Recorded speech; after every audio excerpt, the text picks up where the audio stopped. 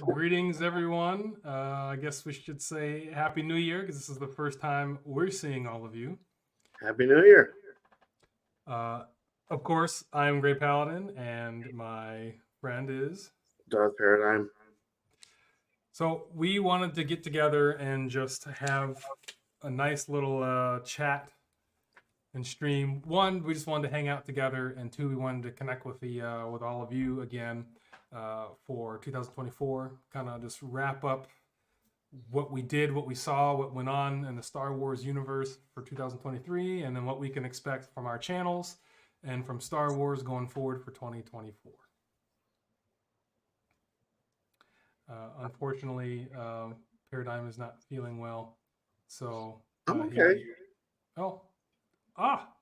Well, it always like, cures the like I'm gonna the live common stream cold. and drink myself into the table. I mean, seriously, I could have like everything, and I'm still gonna drink. Well, this You makes me fool. happy that you still have a beverage. Yeah, it's So Belgium then, too. Well, it says New Belgium. hey, no, that's a good company. They make good beer. Well, the company is that what it's called? New Belgium? Mm-hmm. Yeah, They I make guess Fat that's Tire, the company. and Fat Tire is one of my favorites too. Uh, Yes, I have the same beer glasses. I have four. all Cheers, right. my friend. Cheers. Now that we're starting off properly, didn't think I was drinking.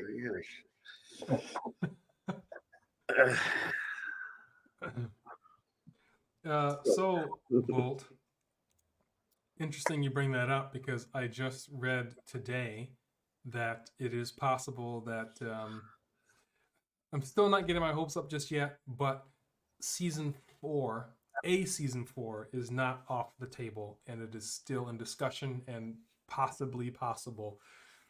When that would be is still unsure or unknown, but it's nice to know that um, we could potentially see a fourth season of the Orville. Again, I'm not going to get my hopes up, but it's nice to know that there's still a chance. Yeah, all this talk. I'd like to see something solid. I mean, like, what is everyone doing? Well, what was nice about the last tip that I shared with you today, Scott, was that this is the first time Seth MacFarlane came out and said something. Where before it was always other people saying, yeah, no, no, yeah. But knowing that Seth MacFarlane actually says, yeah, this is possible and this is something he's excited about doing, then that's the best I think Easter egg we've gotten was hearing Seth MacFarlane say, yeah, it's not off the table. Yeah. Well, there would definitely be some changes. You know what? I'm getting a little bit of feedback when I talk. I can hear myself with a delay. I'm not sure if it's like I think I know what that is. Give me a moment. yeah. I don't like listening to myself.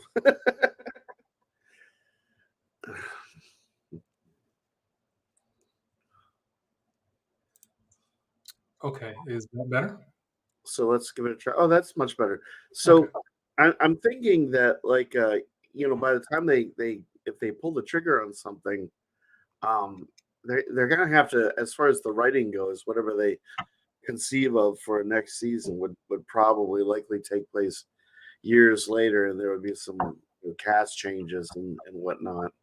You know, um, and maybe they'd renovate the show slightly, which would be fine as long as the original flavor is maintained, because that's what drew you to the show, and why you encouraged me to watch it, and then we both fell in love with that. And at the time it was the best Star Trek on TV.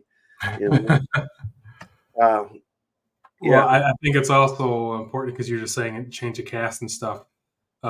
We already know that the actor that plays Kelly Grayson, the first officer, she already said that it's not going to happen for her. She's not going to do it. the only character that matters is Bortus. Yes, absolutely. Yeah. So we shall see. Well, I do like the design of the ship's vault. However, um, I really wish that they would, because they currently only have I think 3 designs. They've got the Orville ship that has the 3 engines in the back. They've got one that's the same size with 2 engines in the back, and then they have the big whale large ship, and that's it. And I was really hoping that when they kind of did season 3 and said, New Horizons, that they would kind of refit or redesign the ship a bit, and they didn't. So I'm really hoping that if they do a season 4, that we start to see some slightly different ships, and maybe the Orville will get a bit of an upgrade or a change. Something to say, we're back, but kind of revive it in a new character. Yeah, I don't know how like Seth MacFarlane feels about like the whole aesthetic of the show. I always kind of felt that he was more concerned with the goings on inside the ship, and Yeah. as far as like when you get into like Star Trek, Star Trek has a different like kind of aesthetic approach than say Star Wars, but there's a basic sort of principle to Starship and Romulan ship and Klingon ship, and they lately with the Federation ships they're becoming a bit more homogenous, a little bit more like what you see in the Orville, I think, with subtle variations between the ships. Um, but yeah, as far as like there needs to be a change just to like Mm-hmm. spice things up a bit, just so people, if they do watch the show, they kind of go like, wow, that ship looks really cool, because it's not for everyone. Das Boot. That's good. I agree. Well, I think the show is for everyone, but you're right, it's not for everyone. No, I meant the ship design. I Oh, meant the ship design. Yes, yes. I Mm-hmm. mean, it's a little bit like kind of like the Enterprise D was when it first kind of showed up. It was not for everyone. Some people still, they, Mm-hmm. they prefer one design or the other. Like an Excelsior class. Me, I'm always gonna go towards the original, like the Enterprise, refit from the movies is always gonna be my jam. Yeah, I I just think think that machine is that one. just that ship is so sexy. Oh, oh, oh, oh. Well, I mean, look at those lines. Yeah, the Anyway, size of that you know, saucer. Oh, moving so. on. Oh yeah, those nacelles. Oh baby, But I do like get my hands on that I engineering. like the care and thought that the Orville put into the interior of the ship. Yeah, I think the design of that ship is really nice. It's uh it's not like cushy, cozy, comfortable like Enterprise D, but it's not overly industrial. It almost looks like a nice 3-4 star hotel. or a Yeah. mall. Sorry. Mm. So let's recap 2023 as far as what we got in Star Wars. And I was looking at um, shows and movies, and we didn't get any movies last year. But Nope. shows uh, we got Ahsoka, we got Bad Batch season 2, we Mm-hmm. got Mandalorian season 3, we got Young Jedi Adventures, and that's pretty much it as far as TV shows go, or content that we got out of Star Wars. Now, I did start watching. I think I watched the first 3 or 4 episodes of Young Jedi Adventures, and that's interesting. Obviously, clearly geared towards kids, um, but it's kind of cool to see uh,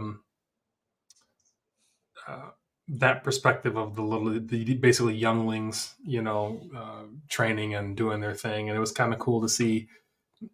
I hate to say it, but for me to see a young black Jedi kind of be you know the main character, I guess, in the show. I don't know if you've seen it at all, and I haven't No, watched a lot, but it's worth maybe a view or two. It's nothing special by any means, but it's kind of cute. I watched the first few episodes of Star Trek Prodigy, which is kind of like sort of. I think that both the Star Trek and Star Wars franchises, they try to produce things geared more towards, kids, and that's kind of what this show is. Mm. Prodigy is, although the starship, forget what the name of the ship in the show is, but it's a very nicely designed ship. It's just, it's got a crew of kids basically operating it with a hologram of uh, Kate Mulgrew's Captain Janeway as a holographic like Huh. captain. So it's a little weird, but I don't know. Is it actually holographic is it actually computer of her, or is it actually her as it's color? like the Doctor. It's like the Doctor from Voyager. So it's Oh, fully I see. So her character is like a hologram, but the yeah. It's actress is actually actually in there doing it. yeah. She's voiced by Kate Mulgrew. It's kind of interesting, But the main character is a kid who's just sort of like this high reaching over the top, like One Piece. Very very much remind me of Luffy. Just very very energetic, and yeah, you have the well rounded like cast of characters that Mhm. kind of fit all the niches that you need to fill. So, it's nothing really too crazy. But then again, like I said, I only saw the first 3 episodes, and as far as that Jedi thing goes, I just haven't gotten around to checking it out. But I've seen all the other stuff, Paul says she's an AI. So that's Yeah, yeah, but it's her voice, like a computer program. or is her voice AI too? Because nowadays they're so good at doing these things where you don't need the actual actor. But Yeah, I'm not ready to start parsing out my reality, and giving yeah, acting. I'm on board with that because As far as the I'm time is concerned, coming where we can't even trust or know if what's they real and say what's Kate not. Mulgrew in the titles, then it's Kate Mulgrew. If it's like Well, an AI, they said the same thing about James Earl Jones and Obi-Wan too, and that wasn't really him. So yeah, well, that's lying, and whatever. That's the world we live in. Where lying is basically just it comes as naturally to a lot of people as breathing. So what are you gonna do? mhm. But anyway, um, so which of the have you seen all of those other shows? Did you watch uh, Bad Batch season 2? yeah. So I know, actually, you and I we haven't really talked about Ahsoka, at least in a public forum, at all. No. But I know we've all seen Mandalorian season 3, which you and I did reactions on, which was an incredible season. Um, Bad Batch season 2, of course we saw, and Ahsoka. So we can talk about those quickly, and I can say I wanted to go back and rewatch all the Ahsokas, and I started a little bit because when you see that kind of first, uh, you're all excited, hey, new episode, yay, and then you want to watch that and you see it. But then I wanted to go back and kind of watch them again and see if I kind of got the same, what I got out of it. And overall, there were some things in there that I felt could have been done a lot better. However, there's a lot of people complaining about Ahsoka, but I honestly have no like break comments about Ahsoka. I enjoyed the show. I enjoyed the characters. Could Thrawn have been younger and better? Absolutely, but we got what we got. Um, Same thing, and there's the kind of talk about Ahsoka and the actress Rosario. Is that really the Ahsoka that we kind of know from the animated series? And the answer is no. But at the same time, I don't think she did a bad job. I liked her Ahsoka, though it's not the Ahsoka that we kind of knew and grew up with. But um, Obi-Wan isn't the same from prequels to next generation to the original trilogy and into Obi-Wan. So I don't have any major complaints. I did enjoy the show. As did I. I'm not as hypercritical about you know the entertainment I watch. I have kind of one standard, and basically, if I'm not falling asleep during the episode, then they're doing something right. And I was able to successfully stay awake during all the episodes of Ahsoka, and I enjoyed myself. I established a catharsis, and I thought it was well done. There really, I mean, the thing is there's nothing perfect.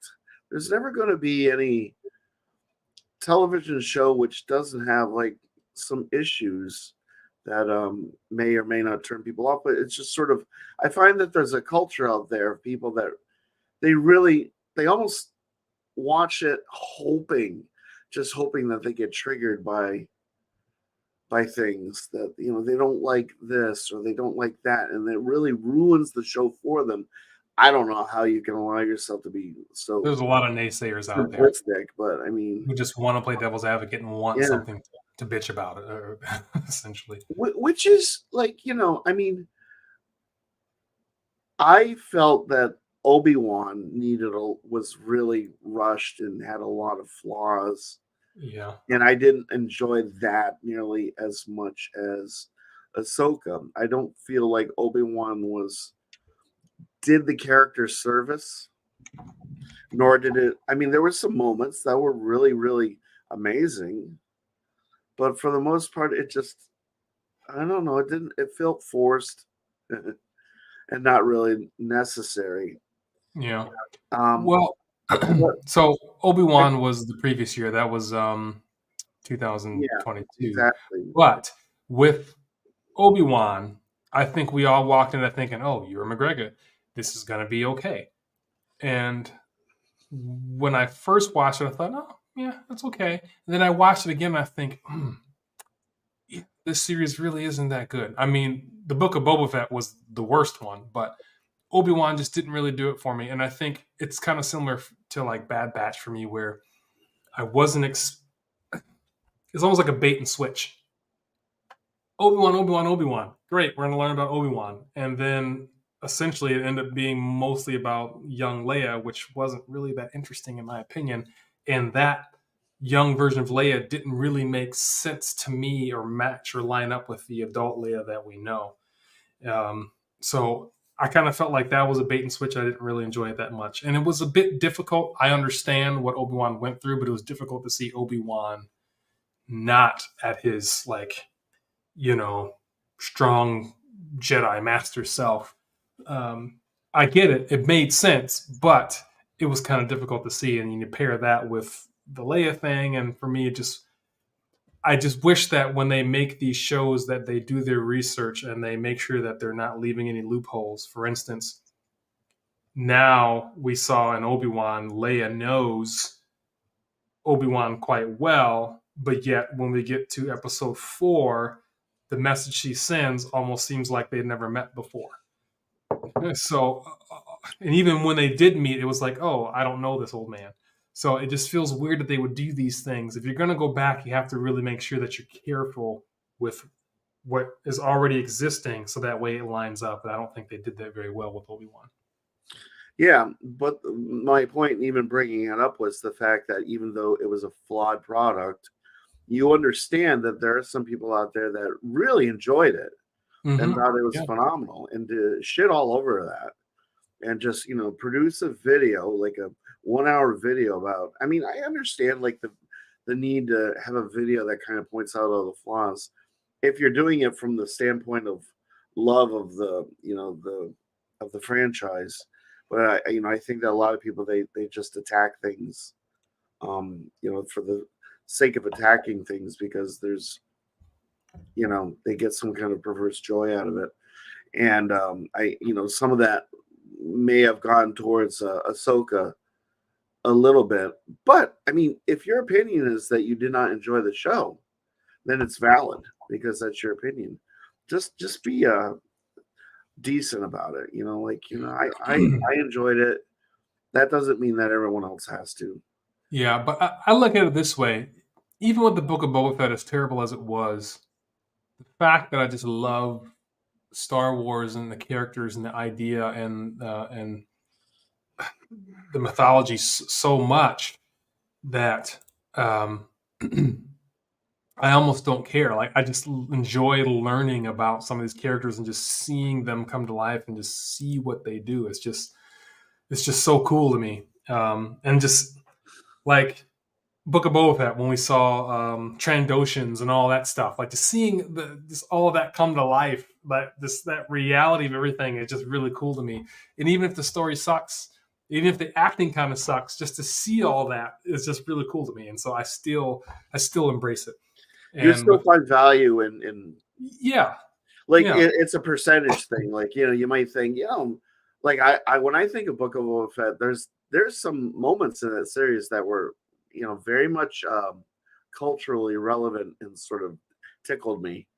I would say I enjoyed about 60% of it. And you just kind of have to like ignore you have to ignore the stuff that was just like blatantly stupid, like the bike gang.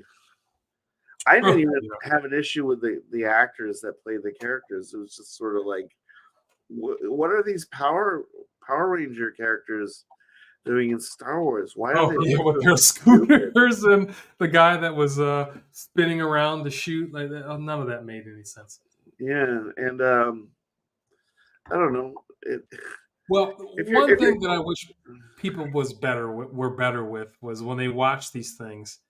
And I know you just watch these things and you just take it for what it is, and you're like whatever. But some of the things, like I'm very logic based, and I don't just buy into everything that Disney feeds me. And some things, just if they just don't make sense, or you can just tell like they're just really grasping the desperately to try to make an effect. And I hate when they do that. Like prime example, when we've waited so long to see Thrawn. Now, granted, I feel like Ahsoka could have done better with how they presented Thrawn, but it wasn't bad. And what I thought was very effective was when he walks out and they waited to the last possible moment to show his face. You just saw the troops, you saw him walking, and you had the music.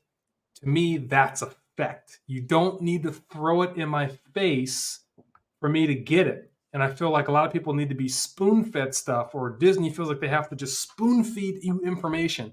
Don't do that. Just having something simple as Thrawn walking out and then have him stand there, that's way more effective than doing this big grand thing and trying to make this thing all up in your face. And I feel like effect sometimes things are more effective when they're less. Less is more. You're talking about good writing and good directing. You're Yes, talking yes. about understanding, having a concept, and producing something that you know basically acknowledges that the audience is not as stupid as maybe you think they are.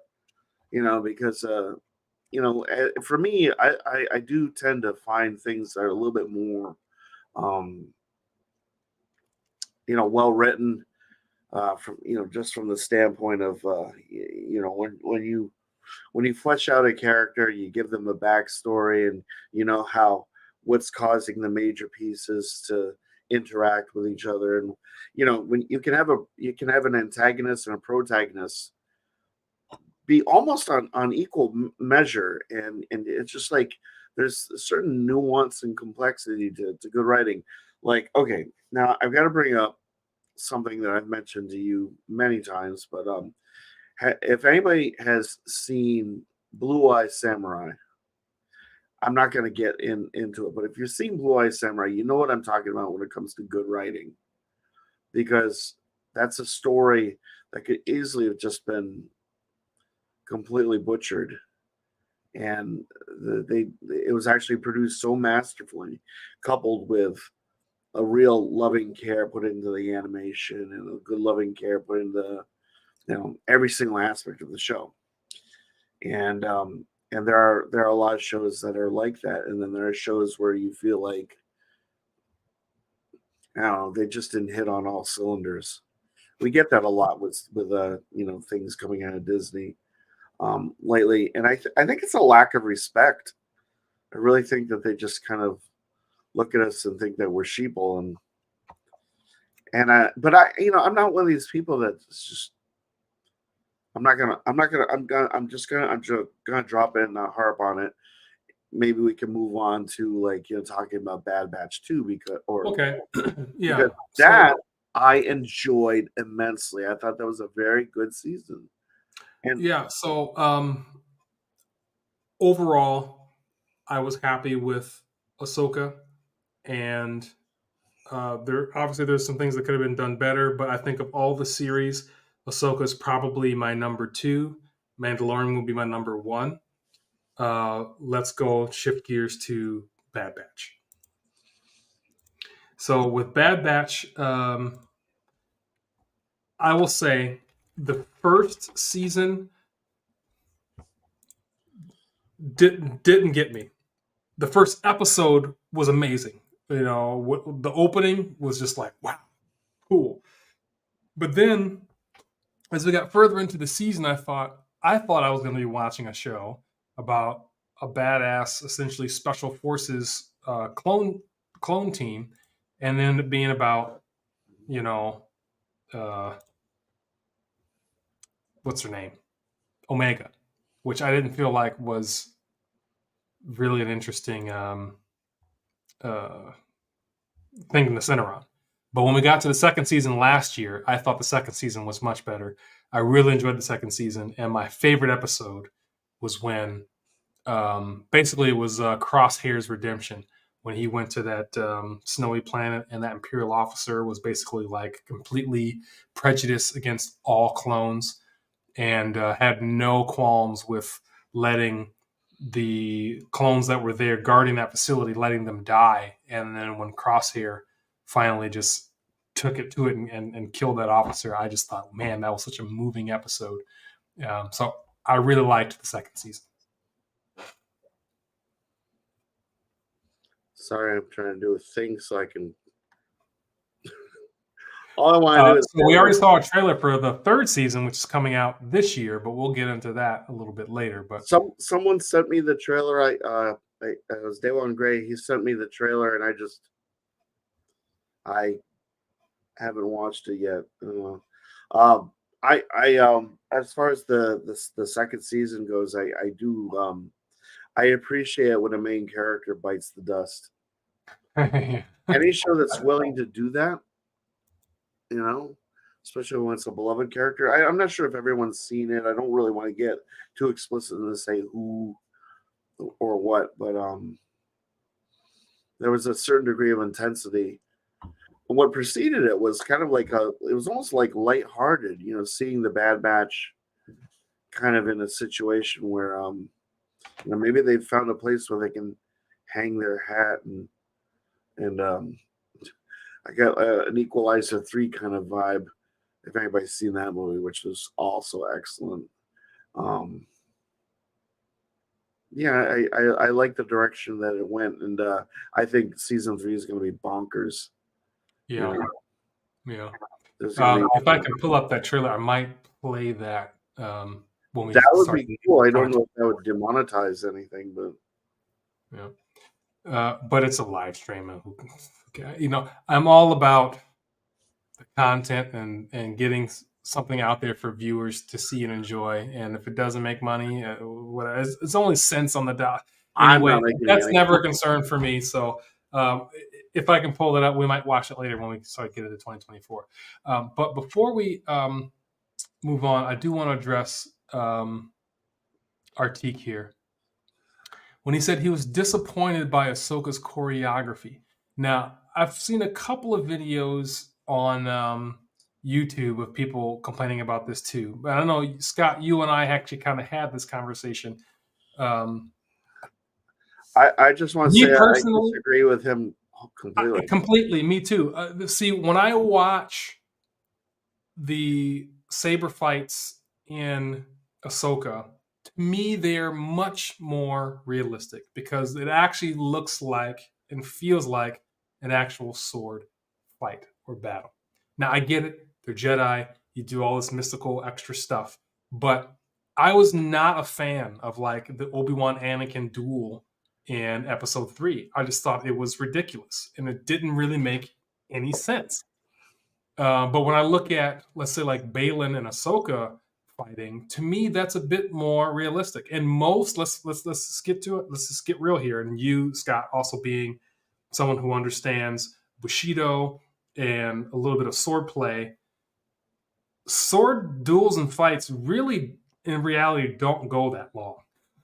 It's usually a probably exchange of 3 to 8 moves, and then there's a clear victor in that fight.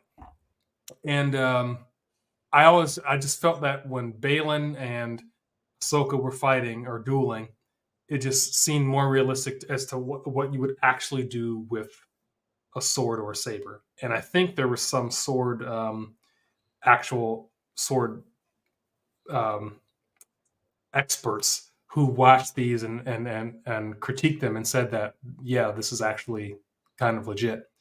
Now I get it; it's definitely completely different what we saw in the prequels, and maybe that's why people feel like it's just not enough.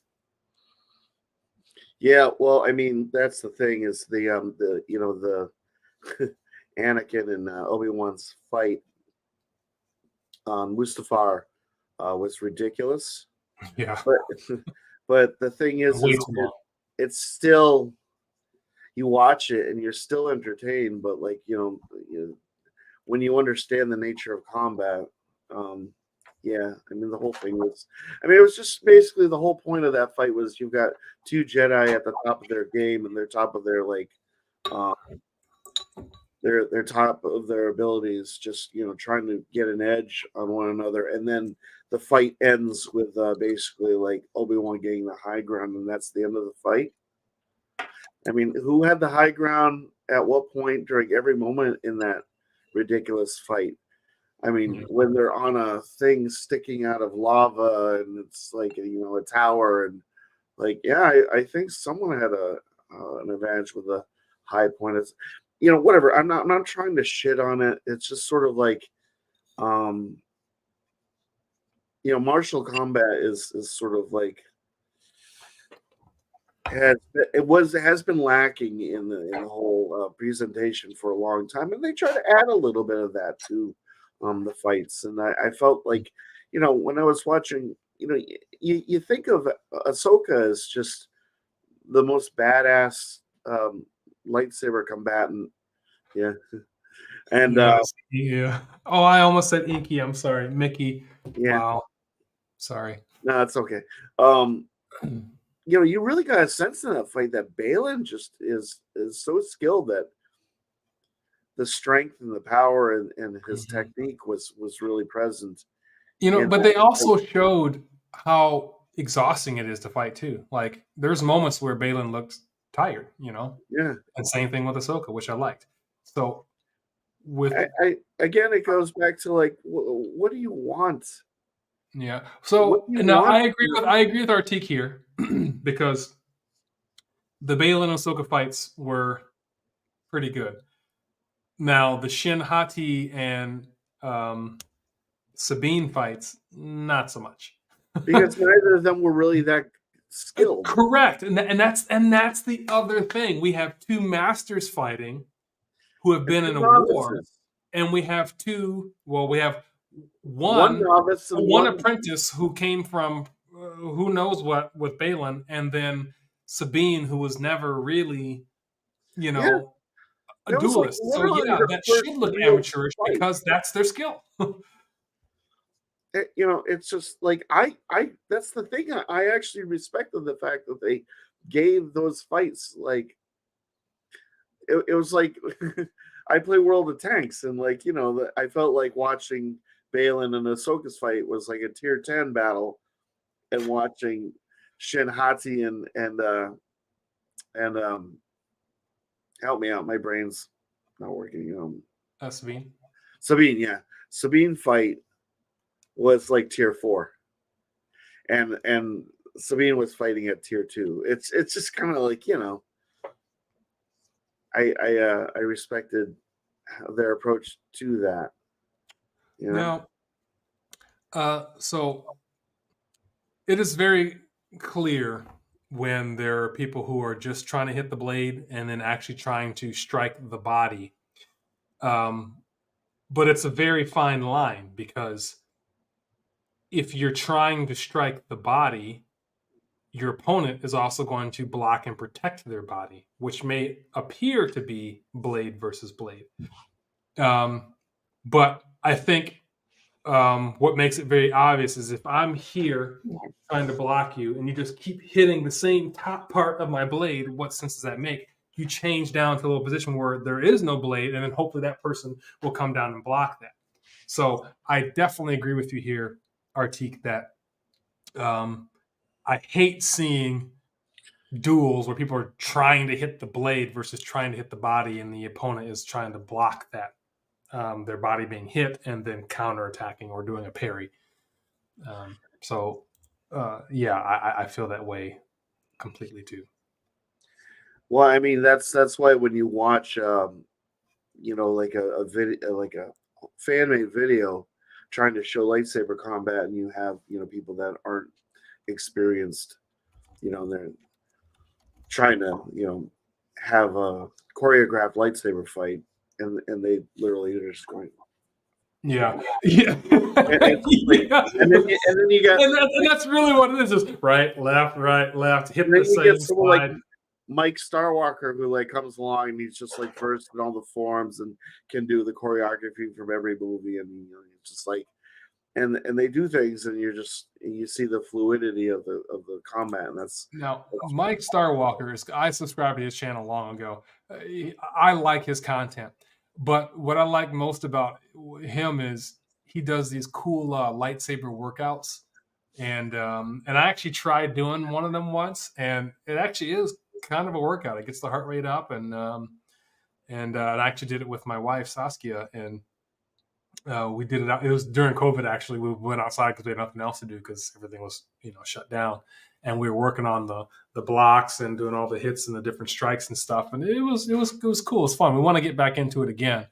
But I do like Mike Starwalker and how he can watch all these duels and replicate them. And what's even better is he does like, well, what if we did this instead? What if the duel went this way instead of that? And I just thought all that stuff is really kind of cool. So check out Mike Starwalker. He's got cool short films and videos and duels and things that he does, which I really like. Yeah. Why don't you put up that quote by? Yeah, there you go. Yeah, Disney doesn't like lightsabers or even understand them. George made Star Wars, not 47 Ronin, and that it was Disney is looking to make Space Samurai, not Jedi.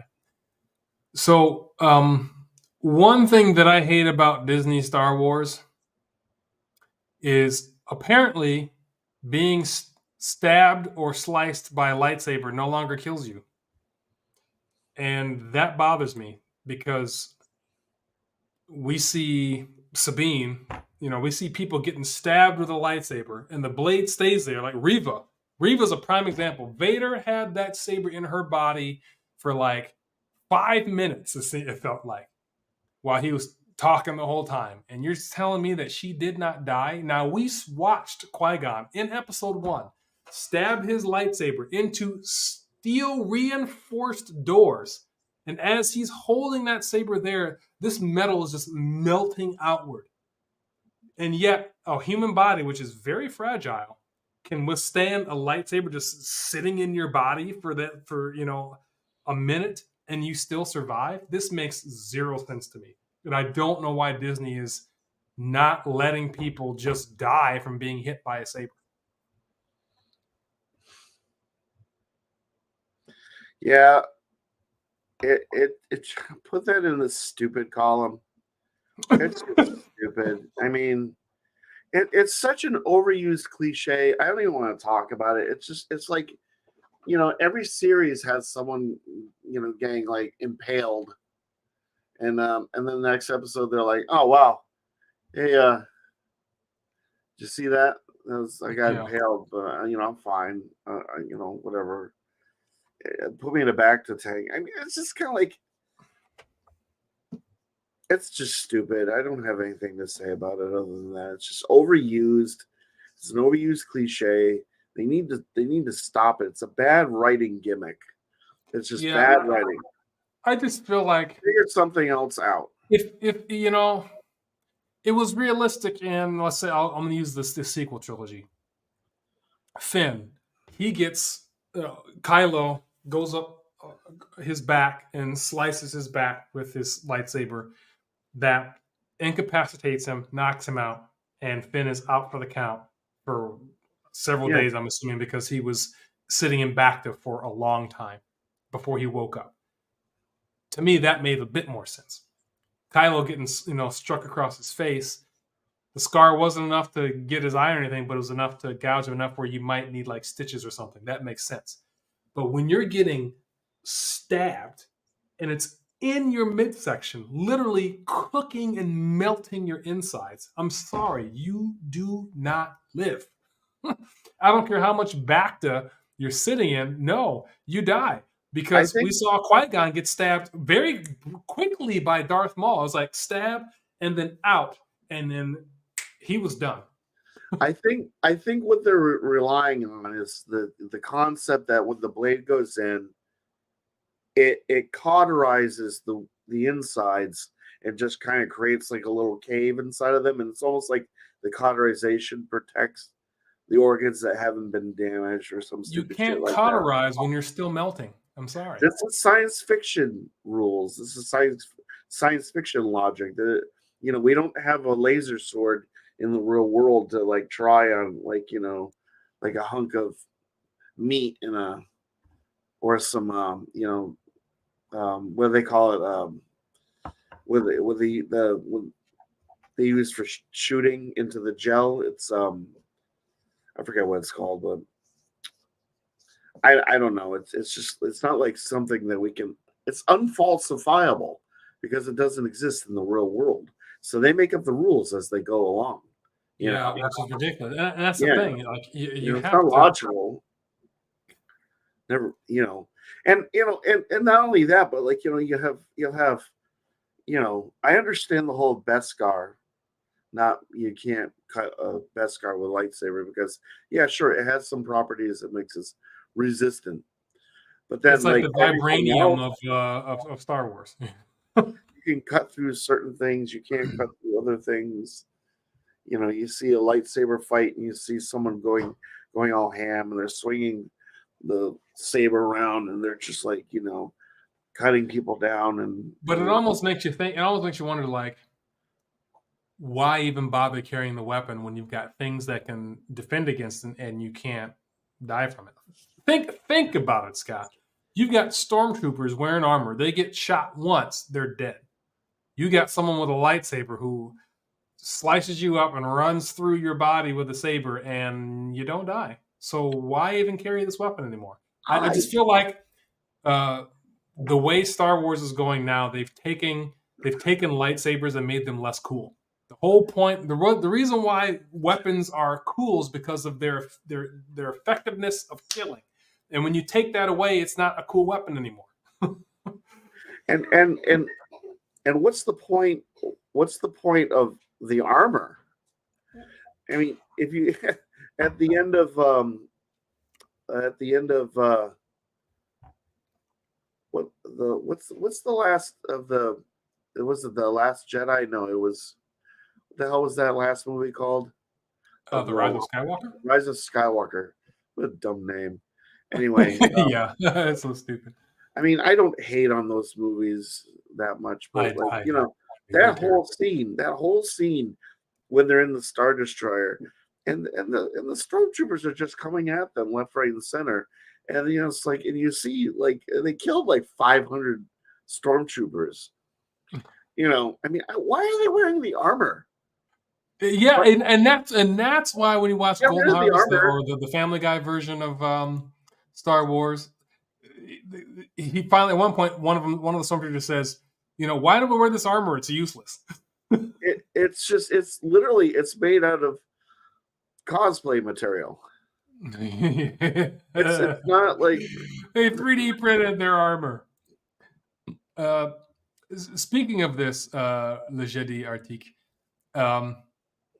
one thing that I did not like about Ahsoka was this idea that anyone can use the Force. I felt like, what are you doing? And this is kind of turning our Star Wars world upside down. The fact that Sabine was not Force sensitive, but the Force resides in all of us, that she can somehow manipulate and use the Force, like how she helped Ezra push him to get to the Star Destroyer to stop Thrawn.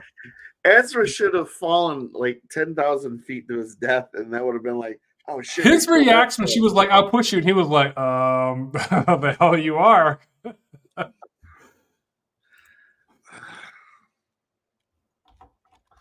I don't know about that. It's like, it's another midichlorian situation. They just don't. That's the other thing. Okay, so you get two things that Disney does not understand. They don't understand lightsabers, and they don't understand the Force.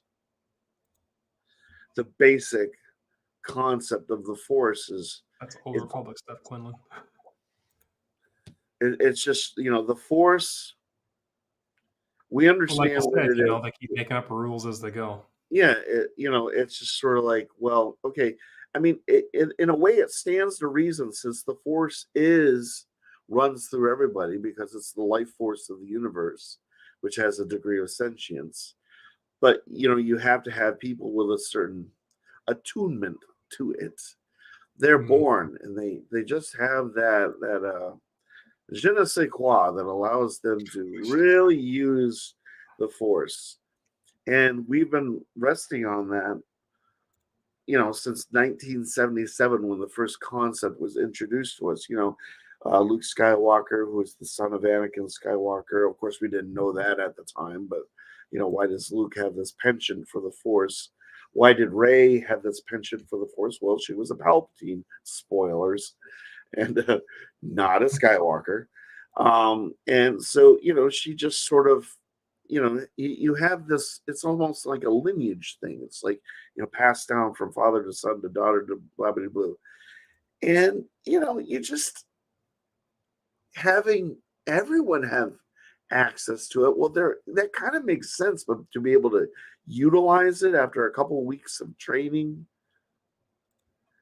without having an affinity for it, I mean, it's just, the only defensible thing is it's possible that Sabine, just by virtue of the fact that she was such a skilled Mandalorian fighter, maybe that potential was there. She just had never, because she was never born and raised in a culture that even recognized the Force as a thing. So but I mean, at the same time, like like you look at young Anakin, he had all of these abilities and skills that manifested themselves at such a young age. That's pod racing. Yeah, I don't know. It's just sort of, it's weird and it's inconsistent. And that's, if you can say anything, Star Wars has been inconsistent lately, and that's all about, like, to the writing room. And I don't know. They need to have a rule book. Star Trek had a rule book. There's certain things that you did not do. You did do. Star Trek was always consistent. Yeah. Every single series. Because in Star Trek they have laws that they follow. I mean, the only thing that really never got followed consistently was the Prime Directive, because Kirk was, he was a maverick. So to go back to the whole Stormtrooper armor, and I was actually watching. So I've been playing a lot of Jedi Survivor lately. I had gotten Jedi Fallen Order when it. I pre-ordered it.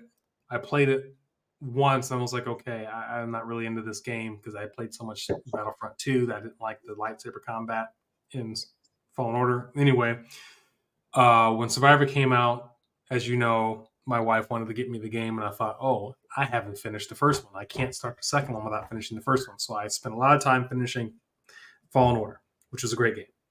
Now I'm on Survivor, which is an even better game.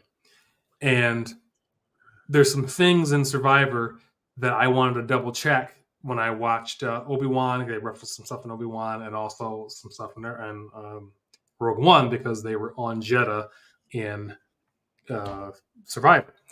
So I was watching Rogue One today to kind of check some of the stuff out. And one thing that I noticed in this scene was the Stormtrooper armor and how silly it is.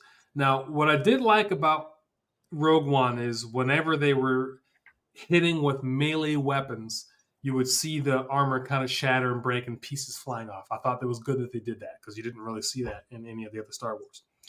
But there's the scene right here where Chirrut's fighting all of these stormtroopers, and he's holding a stormtrooper, and he's getting shot multiple times, but yet the stormtrooper doesn't go down until later.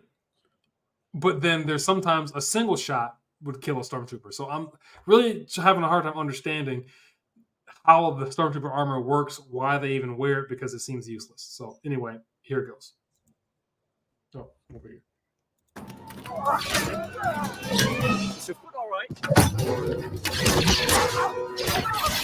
Right here. This guy's how many times, and he's still standing on his feet. And then he finally goes down when Chirrut whacks him. But then you'll see other troopers later get shot once, and they go down.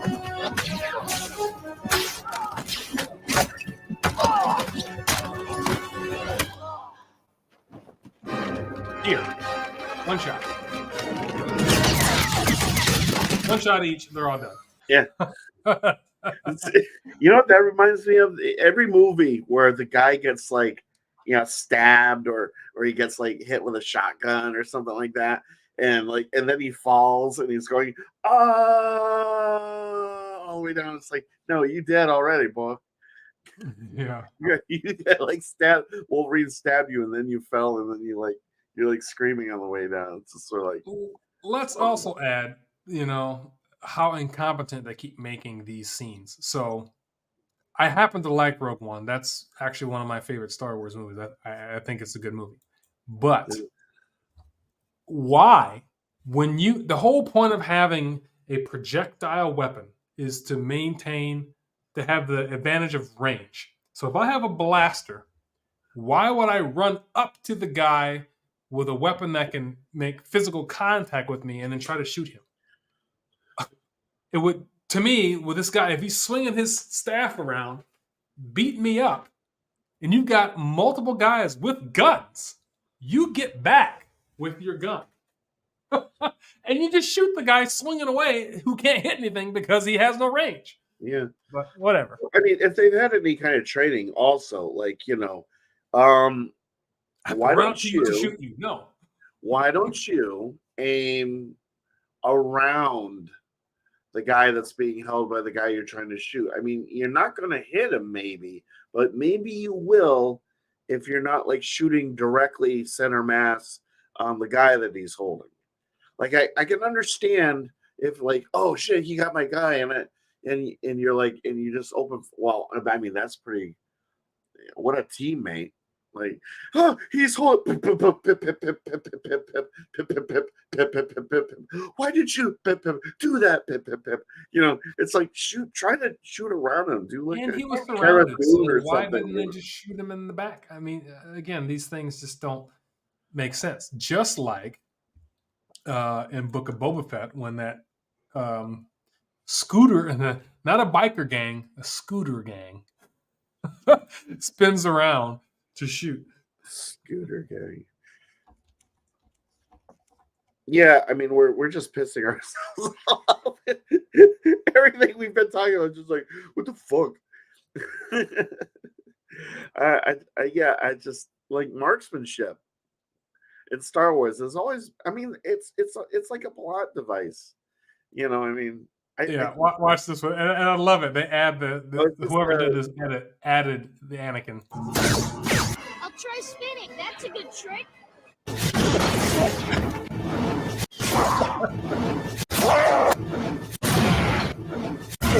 The most pointless.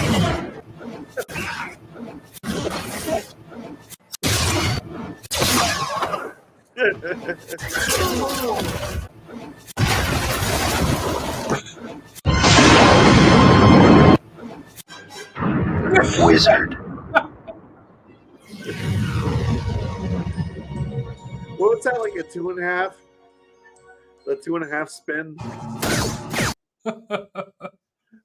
Oh, that was amazing. I remember. Because, like, why? And everyone was like, why did this dude just spin like that? I mean, it just makes no sense. He didn't even have like a coat that would make it worth it.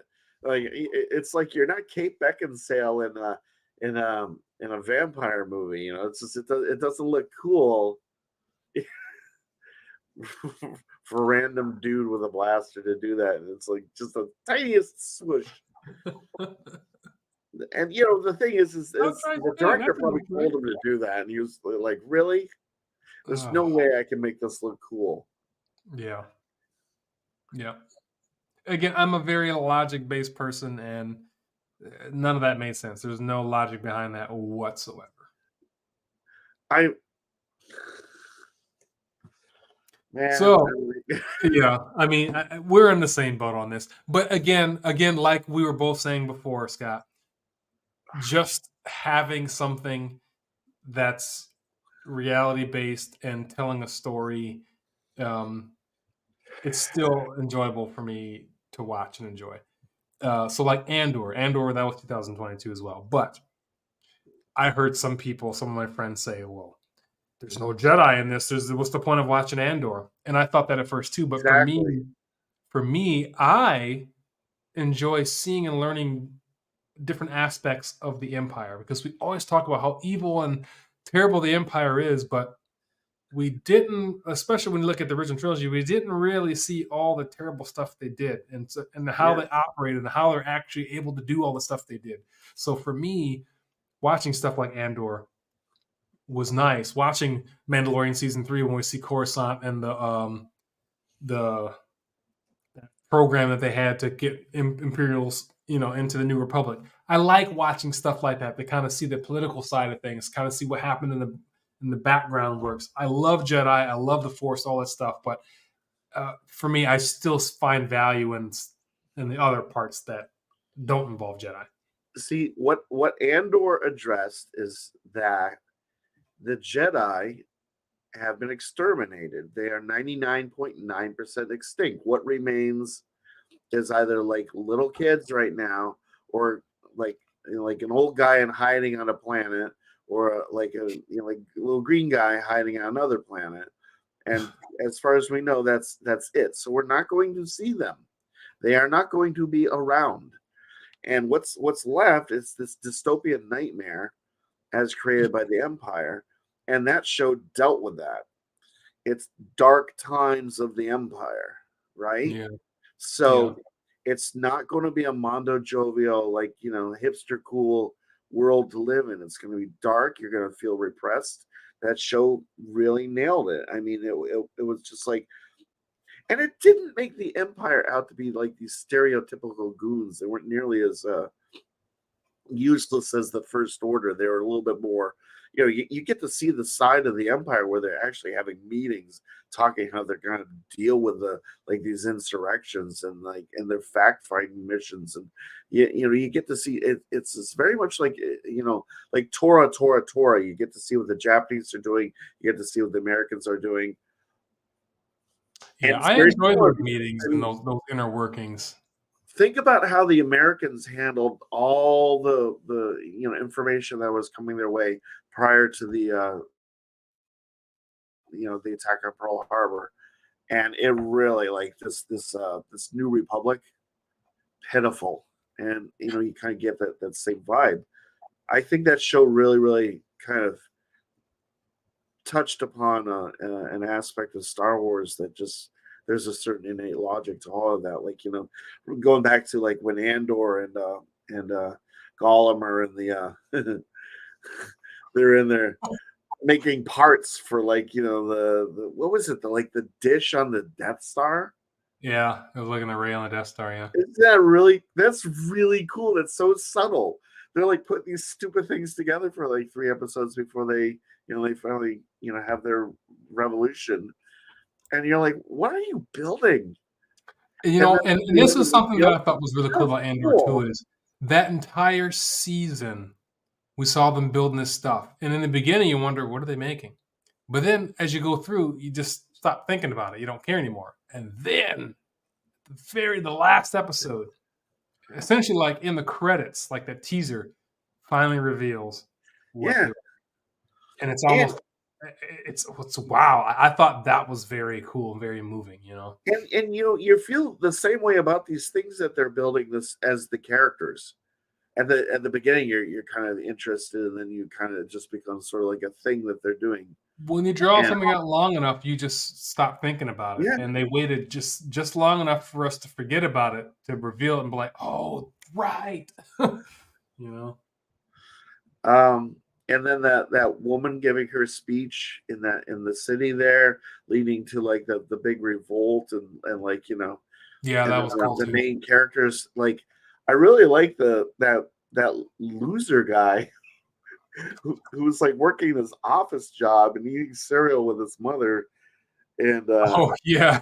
and he has the The hot loser guy. I was wondering what you're talking about. Yeah, he was totally eating like Fruit Loops or Apple Jacks or something with her. Like yeah I'm gonna. and he's got the hots for this like this female imperial officer and my favorite characters were those characters. I was more interested in anything from the imperial side because it was just it was so like Yeah, he totally twisted. had the hots for her too. That Like was yeah, like, yeah, exactly. And he like he was doing anything that he can to like get this woman to like and he knows that there's like no chance, but he's like so dedicated to her. It's just kind of like yeah, the show is really good.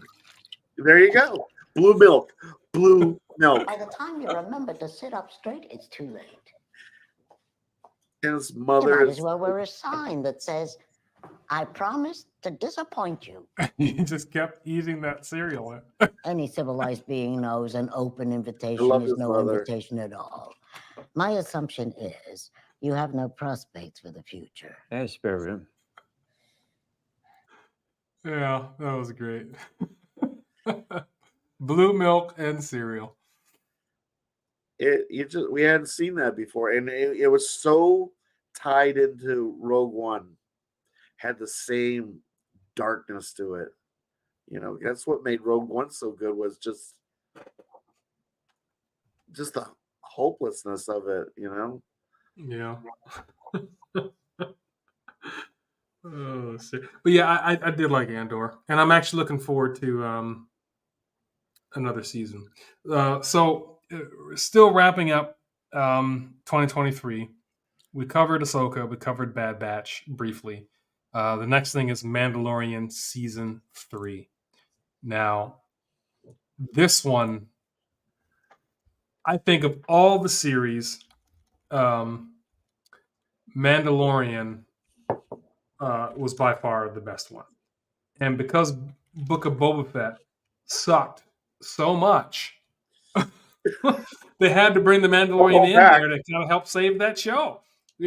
Think about it. We had an entire episode in the Book of Boba Fett that was just on Mando being in there with I mean, Well, it's Mando 2.5. I Yeah.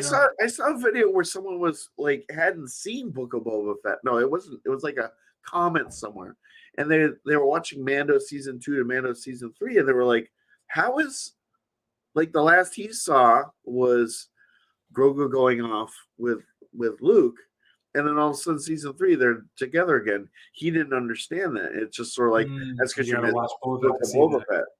Yeah. And there's probably for anybody that's just a Mandalorian, like a casual fan, they're not going to make that connection. It was just weird, very, very weird.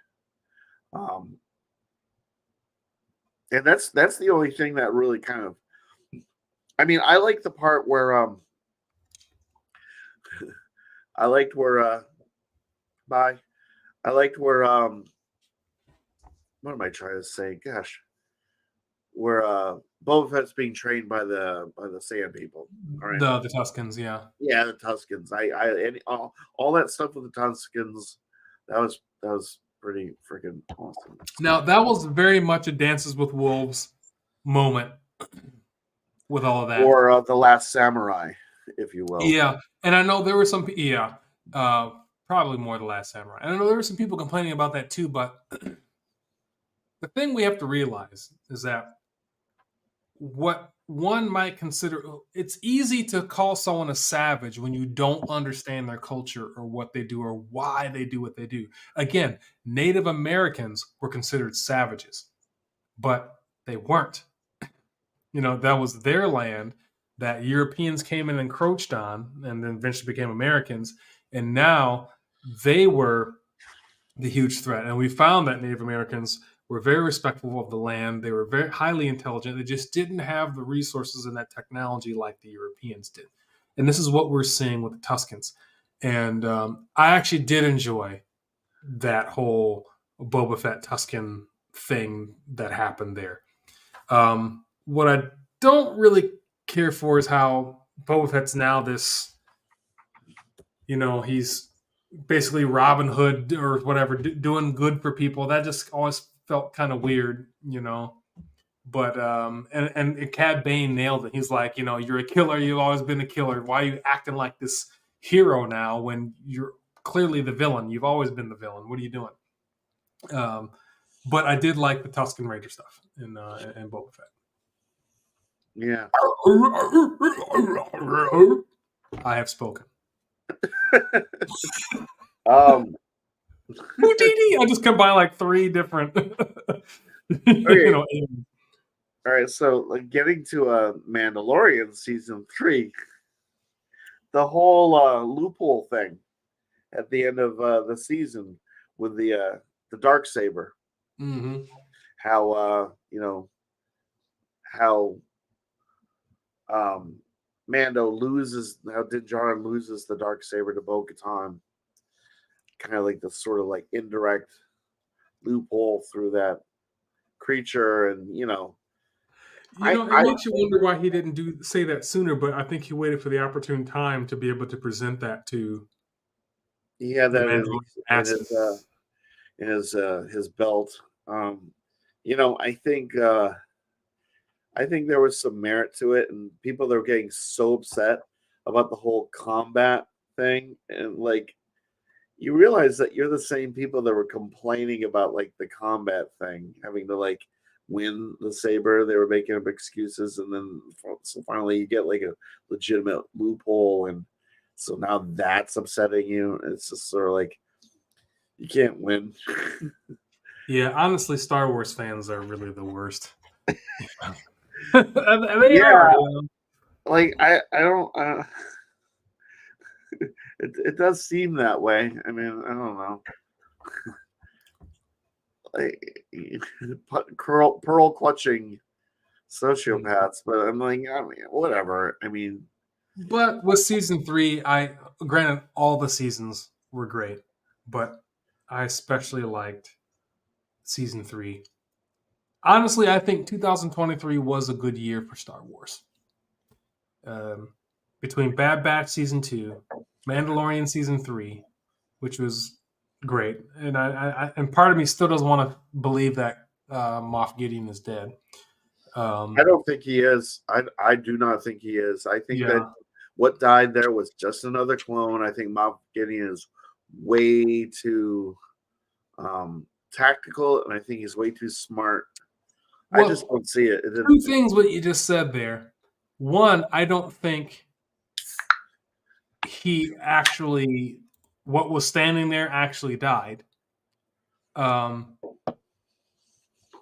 we've seen people with Mandalorian armor or Beskar be able to resist flames.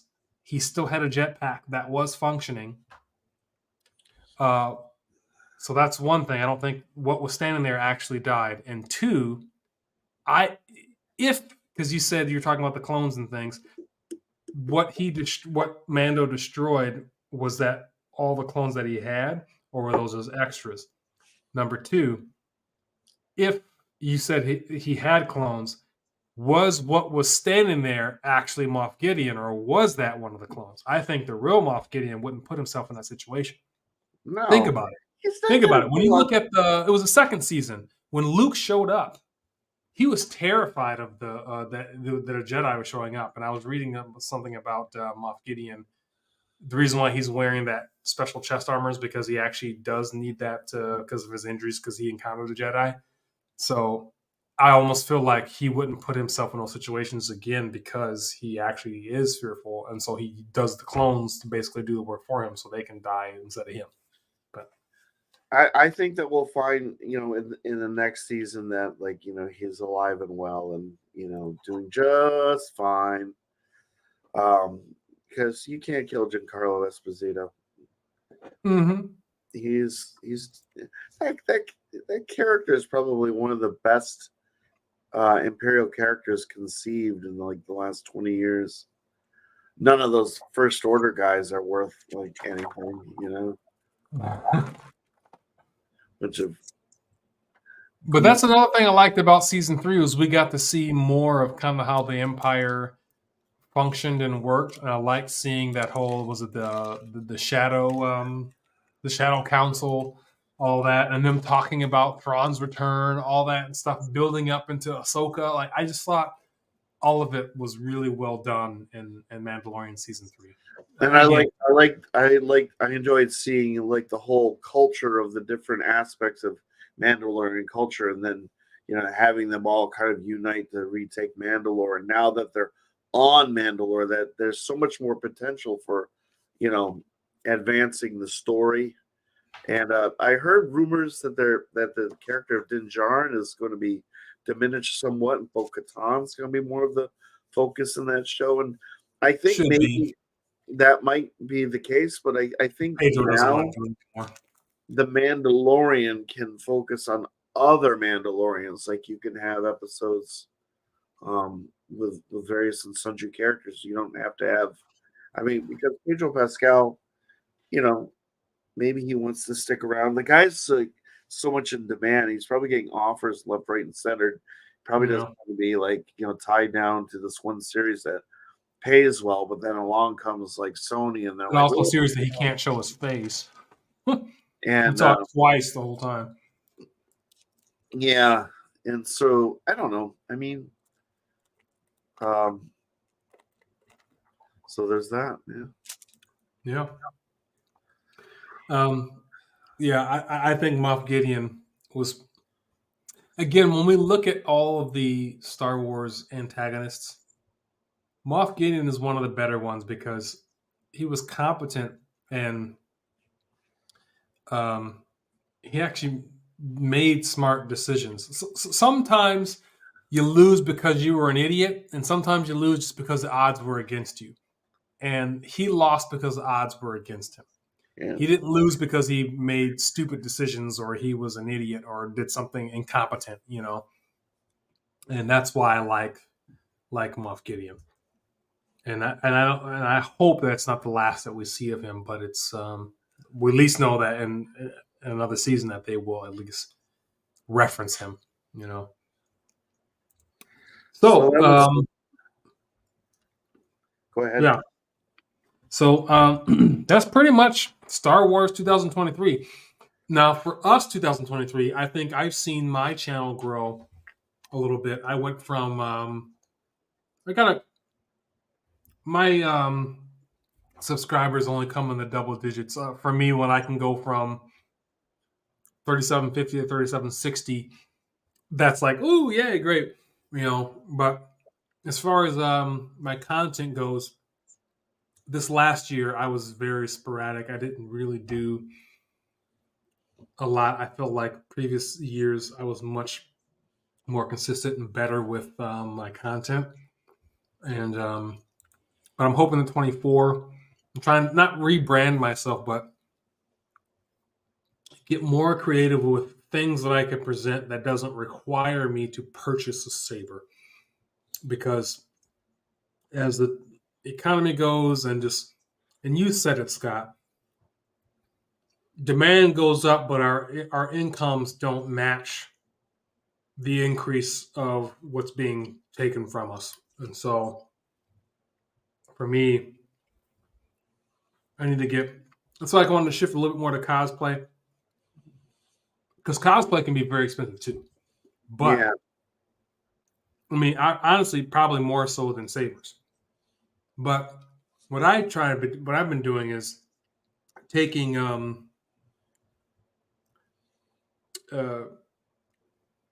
cheaper, more affordable things, and then adding the accessories. And over time, let's say if this belt's going to cost $100, but for instance, when I got that Jedi Dooku, that was only $70. That Jedi Dooku cosplay I bought, that was $70, which looks pretty damn good.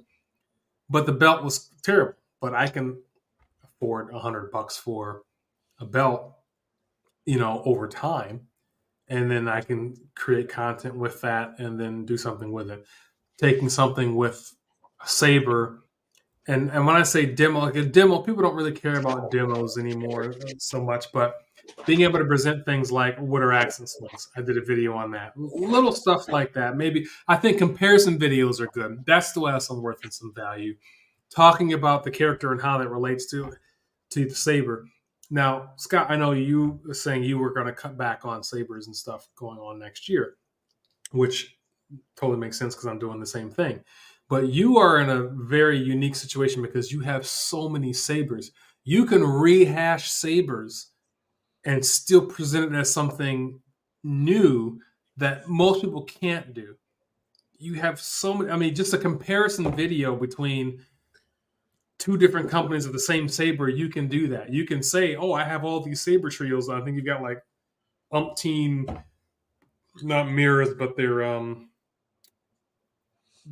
cheapest hilt, whatever that is. You have like 3 or 4 of those. Like there's stuff you can do where you can say, "Oh, this is a legacy saber trio hilt compared to what saber trio is doing now." Like you kind of have that little bit of uniqueness in that option, but I feel like 2023. I've been trying to find a way of what can I do. I've been really trying to think outside the box. What can I do where I can still produce a video without me spending hundreds of dollars? Well, let me tell you, like, as far as how 2023 went, Yes, I was producing content up until pretty much the last like 3 months essentially is well, like what, November, what August. happened was I had my accident and I had to make some changes. I mean, that put me in a situation where I literally had to buy a new car. Car, yeah, like literally, it's like brand new car. And because of that, financially, I had to make some logical decisions. And I no longer use credit cards. Everything's cash. So I have bought 2 Which is smart. sabers. Yeah. Since then, I bought the Genesis Custom Sabers Speeder, which is a saber New, that right? I've Yeah. been wanting to get, and that I paid for in 4 installments, cash. And then my most recent saber was I bought my Vectra, and oh boy, do I love this saber! This thing is such a delight. It's really good, and I'm sort of like about that, and I it's gonna take a couple weeks, a couple paychecks to sort of like repair the damage of that expenditure. But shout out to you, Emery, because one of the things that you did for me after my accident was like you you bought me a surprise, and then you sent me, which is what has turned out to be probably one of my favorite sabers. This thing. That's right. You wanted to talk about the flights today too. Yeah, well, we can do that now. This thing is such an amazing, and it's simple, but it, like, as far as the design goes, I mean, they put so much work into it. And okay, so let me preface this discussion by saying I am still not the biggest fan of the patch store, and one of the reasons that okay, here's the thing about this saber that kind of like explains the patch store's philosophy. Well, actually, this is made by Ultimate Works, so maybe it's Ultimate Works and their connection to the patch store. You're like a reseller for them, yeah. When you're recharging this, it doesn't it doesn't say dick.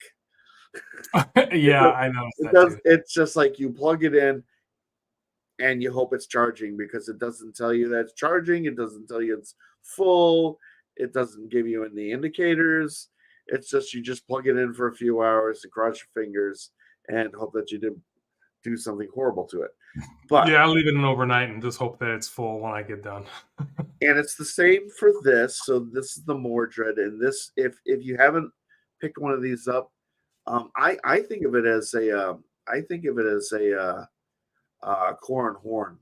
To me, this is a corn horn, and here, I have it on low volume right now, but I mean, it doesn't really do blade effects. I mean, it's just on and off, but it's like so simple, meat and potatoes, but it really does the job very, very well. And so the flight, the Balrog that we were talking about. Yeah, you remember I almost ordered that a couple, like 2 or 3 times. I almost got it. I literally was like in my cart, and I was about to click send, and I said no, and Well, the patch store doesn't seem to be selling it anymore, but Ultimate Works is, and that's yeah, I was surprised because I looked for it and I couldn't see it because they had it on. I almost bought it when they had their little promotion. It was going to be like 120 or something like that. Here's my other flight. This is my Maverick V3, and this one's not NeoPixel. This one's in-house LED, and this one is it had a little bit of an issue, and I'm going to cover it right now for everybody. There is a chassis in here, and there's a problem with the speaker. Hits the edge of the chassis, which makes contact with the hilt itself, and because the speaker's a little bit overpowered, it causes a vibration, which was causing the accelerometer to like fire uncontrollably. So what I found is you can remove the chassis by taking out these screws, and it will slide out just like it will with an LGT or a TXQ. And you can actually put like a bit of tape around the edges. And what it does is it sort of fills out that area between the chassis and the hilt so it doesn't vibrate, and that fixed the problem. And I found, I actually have a Maverick V2, which was one of the very first custom sabers I ever bought. And this thing, the in-hilt version, is a delight. And you hold the button and release it, and then you can hold the button and swing it. It does your force effect, and of course you can blast or deflect. It holds up to like 6 or 7 sound fonts. I've customized all of them. I don't even know what sound fonts I had on here anymore because they were. I am not a custom. I am not a stock sound font guy. I find most stock sound fonts to be utter garbage, and I just want to like replace them as soon as possible. But this thing is phenomenal, and it's still available. And they have 2 different versions. They have the steel on black, and then they have a reverse, which is black on steel. And I almost kind of want to get one of those. And then, so do you like Rob Petcow's sound fonts? And then I have this. Do you like Rob Petcow's sound fonts? Yes, I own quite a few of them. Yeah, my flight has a stock Rob font on there. I don't think stock fonts are garbage. I just think they're more I think they're more mainstream than what you like. Ladies and gentlemen, Scott Perkins is not a mainstream guy. So if there's a product that has something on it that everyone in the world's going to get, I guarantee you he's not going to like it or want it. All right. He looks for the obscure, the ones that are off in the distance, Yeah, but I'm sorry to everybody. I don't really like grayscale sound fonts. Well, but his stuff was never stock on any saber though. No, I'm just saying But Like, I agree. I don't like his you know, five as seater. far as things that everyone else likes, everyone seems to like grayscale sound fonts, and no, I mean, Well, if that's you like not them, free that's to begin fine. with, I that's just why. it just doesn't hit for me. I like a sound font that actually sound like it could A be a lightsaber, legitimate sound font on a lightsaber. not a dubstep music festival. But then again, I've got on my Genesis Custom Savers Creed, I've got all these like holiday sound fonts. I've got um Army of Darkness sound font. I've got like sound fonts from shows, and I do like something that's a bit eclectic, but it has to be kind of well made. I don't know. Like I like free sound fonts. If you got free sound fonts, you can send me those And over. that's why everyone liked Grayscale, because Yeah, but I when he just like started, all all his those. stuff was free. They all sound like like really kind of yeah. It's like I don't. Yeah, what's wrong with dubstep? I don't even. Hey, there's nothing wrong with dubstep, but there is something wrong with dubstep on my lightsaber. No, the patch store is not LGT. The patch store is Ultimate Works, and Ultimate Works actually has their own store. And Wonder Force. They're Wonder Force and um, Ultimate Works both have their own websites. You can order directly from them. Yeah, Pat Store is just the middleman. They're a retailer. and let me tell you something. When you're dealing with Ultimate Works, their customer service is great. I like, but when you're dealing with a patch store, there's an attitude like you're something of a subhuman. I just they just don't have they irritate me. Like just they're I have they have an never had a apathy. problem with the Pocket Store ever. They're- Anytime I order yes, they're all something, it gay. always They're laughing. comes. It works great. No issues. If I ever talked to Aaron, no problem. But Yeah. people have different experiences with different places. Like, Like, what was the other one that I ended up sending that saber back and I hated that you liked?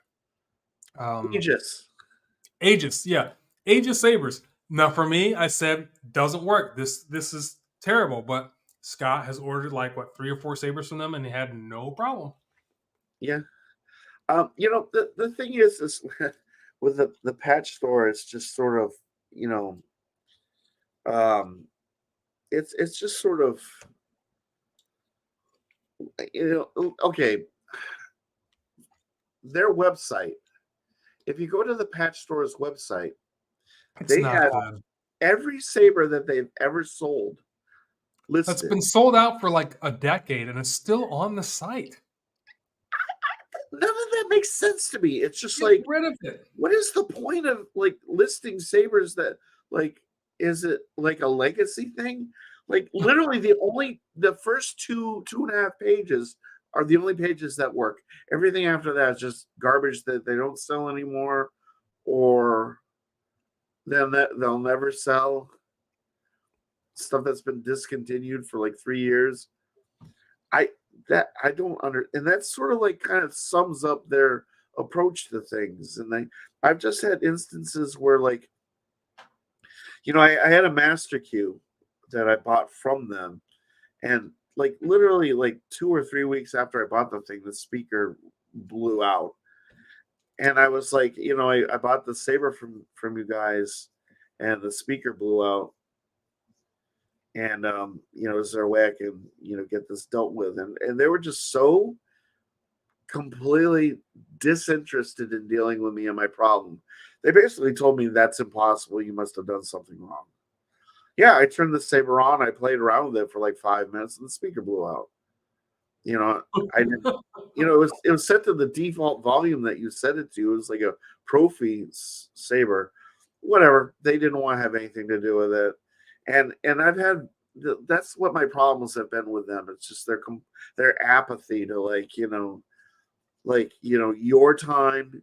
It's like they can't spend the time to like help you with your problems. Not like Saber Trio, who have bent over backwards for so many people and myself. Yeah.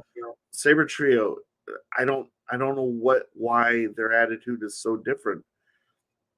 And to be perfectly honest, I am not a big fan of the Asteria, and I'm not a big fan of Profi because I don't have the time or the energy to like deal with learning Profi. Asteria I know how to deal with. I think Asteria is a flawed platform, but Flight is excellent. Well, Flight is it's funny you say that because the Flight is actually called Asteria Light, yes, but but it sometimes has less is more. far less bugs and things than. Yeah, it just functions a lot more consistently, and I think it's a really, really good platform. And I think they should scrap everything prior to that and build upon Flight, build up from there because I think that they sort of anyway. And And Flight I is still think it's customizable. I when the Flight first came out, that was 2020 or 2019, somewhere around there, and I immediately fell in love with it because the first Asteria that I had, I thought it sucked. I hated it. It's terrible. Didn't even have access links. I sent it back. I was like, I'm done. I sold that one. And then I got the Flight, and I was like, wow, this is great. And I only paid $99 for this thing. Amazing. And the Flight still just delivers. And then when they came out with the Pixel, I thought I and have this to, is I have to try that. $139. I Sorry, mean, just amazing. And that's with the Blade. I paid less for mine because yeah, I think it was like 139 without the blade, and it was 160 something with the blade, something like that. But it was when they went Pixel, I thought amazing, and of course they did it just as well. The only thing I don't like about it is the lockup. Other than that, I mean, such an amazing saber. The Flight series is great, and the hilts are pretty solid too. So I mean, they even did a Qui-Gon version of the Flight, which I thought was cool. yeah, And it finally kind worked. of I wanted to buy one, but they're like sold out. Mhm. But then again, I have that KR Sabers Qui-Gon with CFX, and that thing is that saber is so good.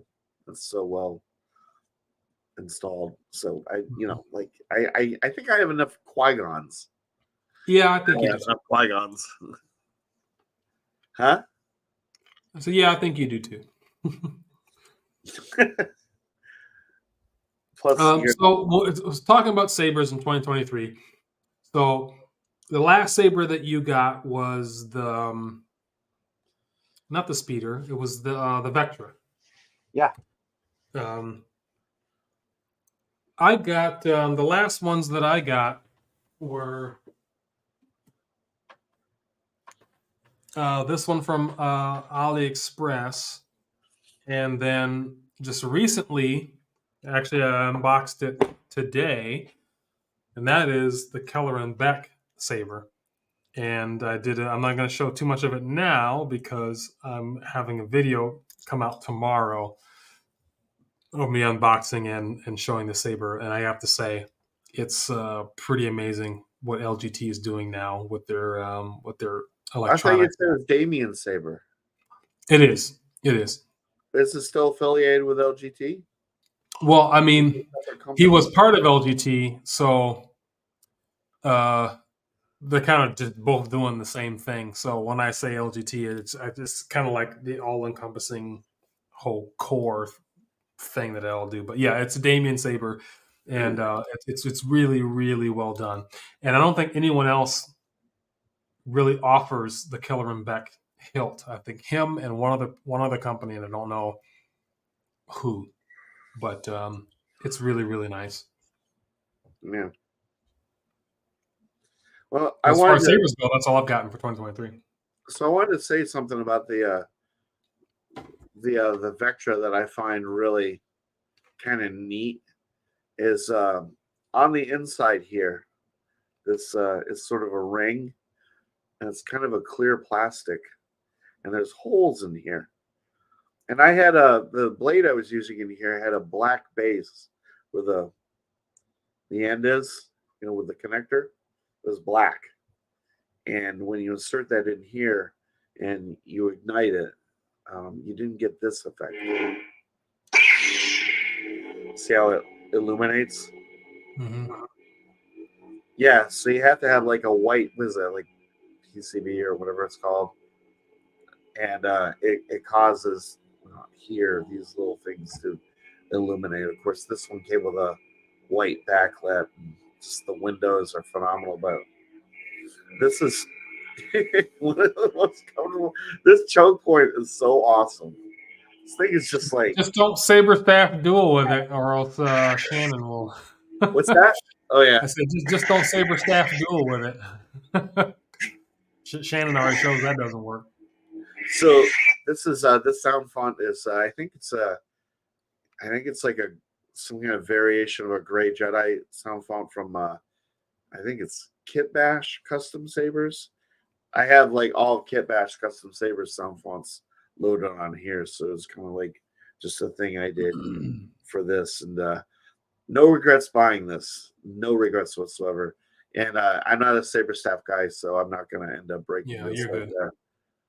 that. So if BMX Darko is still in here, I just want to say Art Sabers was never a company that or reseller that I ever considered giving business to, mainly because they're one of the first ones that got started by finding Instagram girls or attractive women, giving them a free saber and saying, make a video for me. And then that's how Art Sabers took off, was finding cute girls, giving them a free saber who had no idea how to use the saber. And then that's how they advertised. And I just don't really agree with that.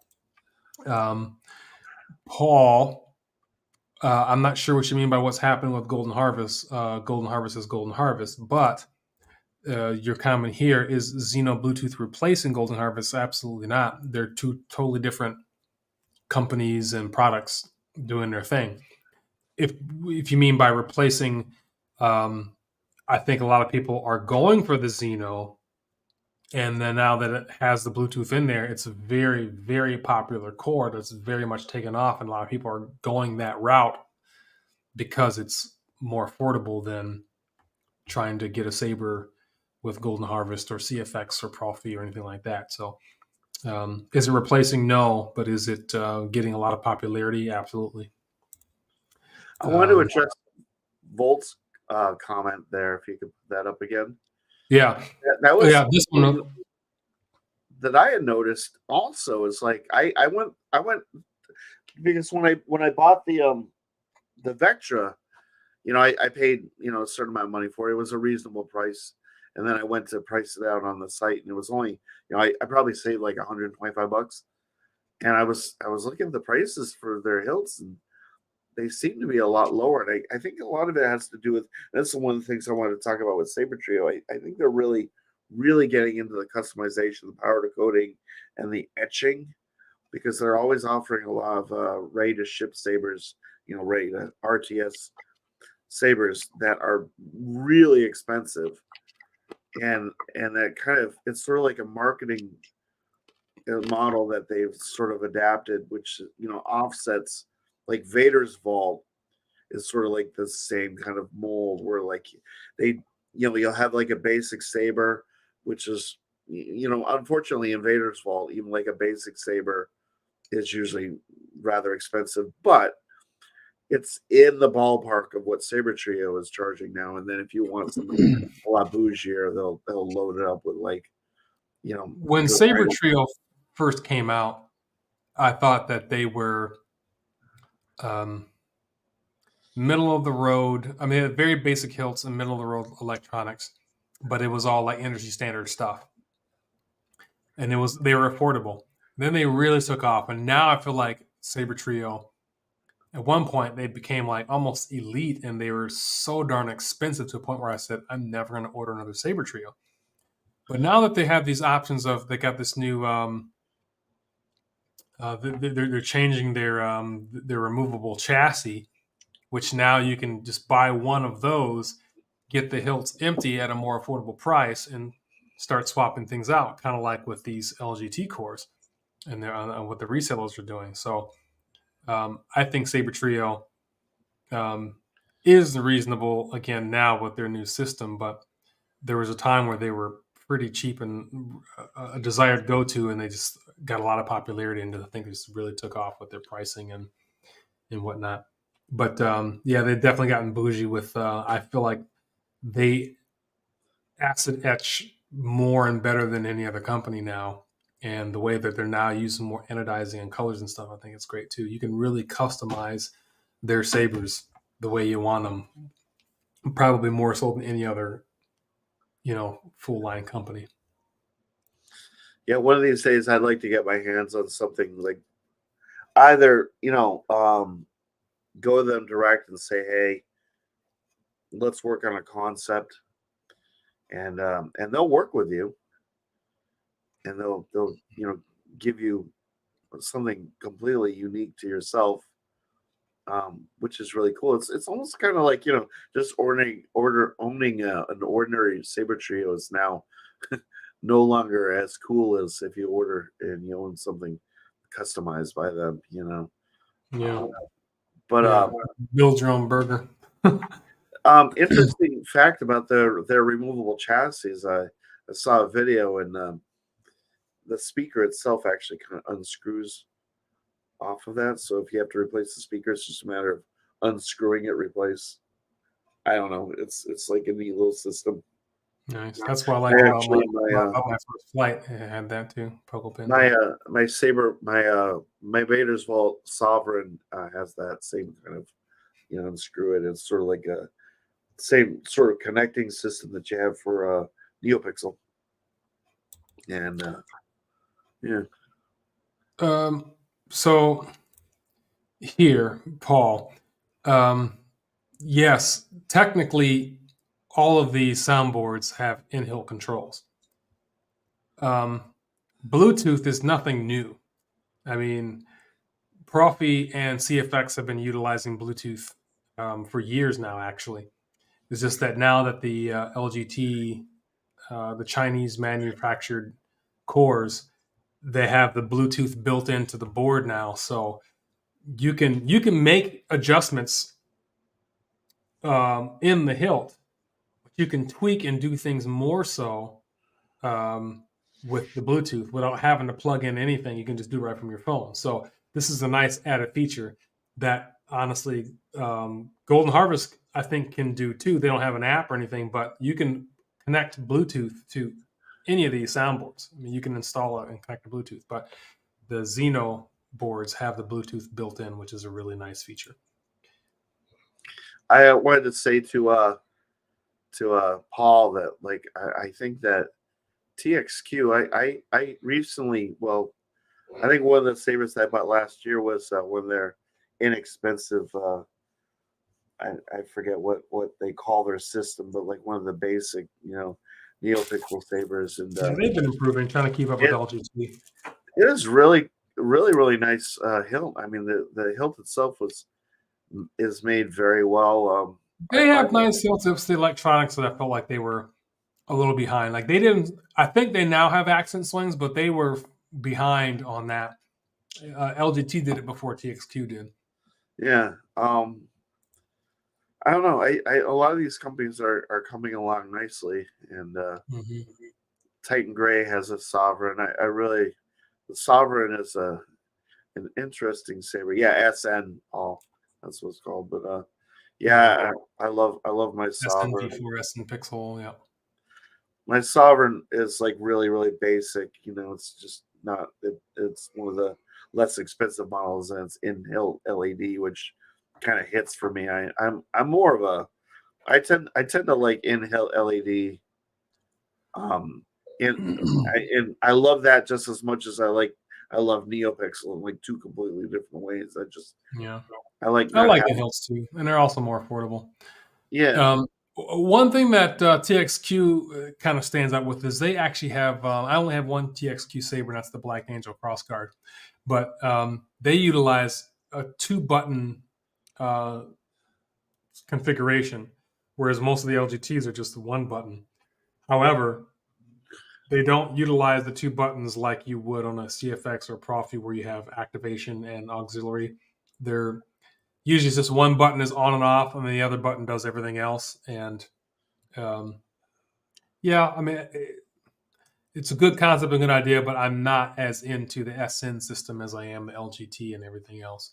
But I do think they have nice hilts, but their electronics are just slightly behind the rest of the Chinese market. Absolutely. We were just talking about Saber Trio. They are very much mainstream now. And I'm glad they finally recovered and you can order a Saber whenever you want, because it was a dark times, before the COVID or during the COVID, when you had to wait for these special opening days and you had literally like 10 minutes to order something, and then they were completely full and you had to wait till the next, several months till the next opening. It was horrible. I remember I bought my Mira during the days of COVID, and and they were having such a difficult time, like, operating. I swear, like my Saber was made in some guy's house, and then they shipped it to, like, 2 weeks later they brought it to, like, a guy down the street, and he did this part in his house, and somehow they managed to get that Saber put together, and it's one of my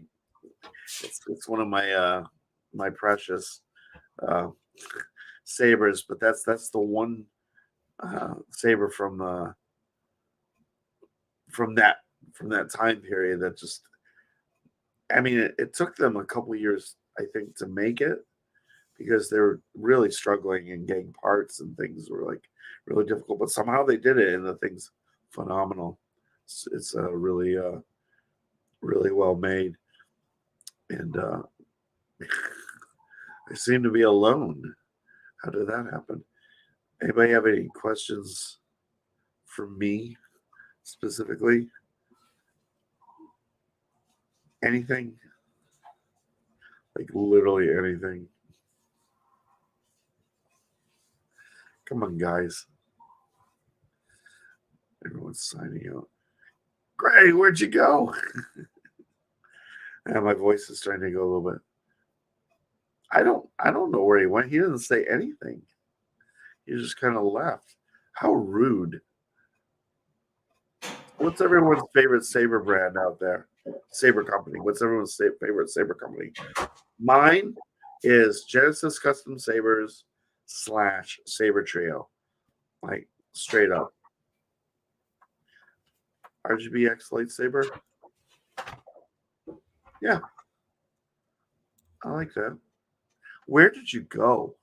I had to go to the bathroom. I had 2 beers that I drank pretty quickly, so I had to let them out. But I said that when you were talking, so I just didn't want to keep. And you know that when I talk, it's just like on and on and on. Yeah, I know. That's why I was like, I can't wait. Yeah. Yes, actually, Saberforge Eco Sabers are pretty cool. I have the only of the newer, Saberforge Eco Saber that I have is I have the Revan, the what is it, the his Jedi Revan with the claws. Really well made. They did. I have not gotten any of the, and this is another thing about 2023. Saberforge has really kind of shifted over to a new line of how they do things. And the Eagle Sabers, because Scott and I, we both started with, we were around when they first started doing Eco Sabers, and yeah, they were cheap, but they were definitely eco. And then they started to improve them to a point where you were doing this eco price, and they were wonderful. And I really liked them very much, especially like the Eco Defender and all of those. That line was just really, really great. And then they started shifting to, basically, for Saberforge, eco now means apprentice and elite hilts that house Chinese electronics. Mm. And which is kind of cool, but at the same time, it also vastly increased the price, where now, before, Scott and I could order a Saberforge Eco Saber for $120 to $150 with electronics and a blade, the whole nine, and it was awesome. Now you're paying that for just the hilt, and when you add electronics, now you're pushing close to $300 just for an Eco Saber, which I do not agree with whatsoever. But that being said, it is pretty cool that you can get a Saberforge hilt and utilize your own cores and stuff. It's just too bad they don't do too many enough empty eco options, which I think they do now, though. Yeah, I don't know. As you probably, if you watched our live streams prior to this one, Saberforge is an odd duck. They make marketing decisions that just sort of, it's an ad hoc system where they just, I think they do whatever Philip Isherwood is, whatever, he's got like a Mark Zuckerberg kind of mentality. It's just, so we're like, maybe not Mark Zuckerberg, but more of like an Elon Musk sort of approach, which is like, this is what we're doing, and then we're gonna do this. I mean, he's constantly like trying new things where it's just like, I don't feel like there's a it's not consensus driven where they would have like a meeting. I think it just seems to kind of go in different directions, which isn't the same. I'm not a hater of Saber Trio, but I definitely agree but with you can tell Andre. Saberforge is driven by making money. Where you look at the other companies, they make the money, they know they're gonna make the money, but they're more concerned about the product than they are the income. The concept for an eco is like, yeah, what Paul said. That's not eco. No, It's not. It's just No. they lost sight of what it means. It became like not so much like economical. Like, well, what you think of as economical has very little to do with like what the rest of us in the world think of as economical anymore, because that you guys lost sight of, like, when someone has a budget for a saber of like $150 to $200, they used to be able to go to Saber Forge and they would have options. Now it's just like, basically just like buying a brand new saber, like, what they used to cost back then when the Eco Sabers first came out. So they're going from that perspective. It's like, well, they only cost like this much, and that's what we used to charge like 5 years ago. It's just like, well, everyone's still making the same amount of money that they were making 5 years ago. Like, you're just charging more, like everything else in the world. Which is why we're buying less sabers, and why they have to charge more, because they're selling less. They had to up their quality. I mean, the quality of that. This is how LGT and all those Chinese companies took off, is because when they were essentially all equal sabers. But now you get to a point where it's like you shop there and you're spending $300, $400, $500, $600 now for these assembly line, Chinese reseller sabers. And for me, it's like I disagree with that.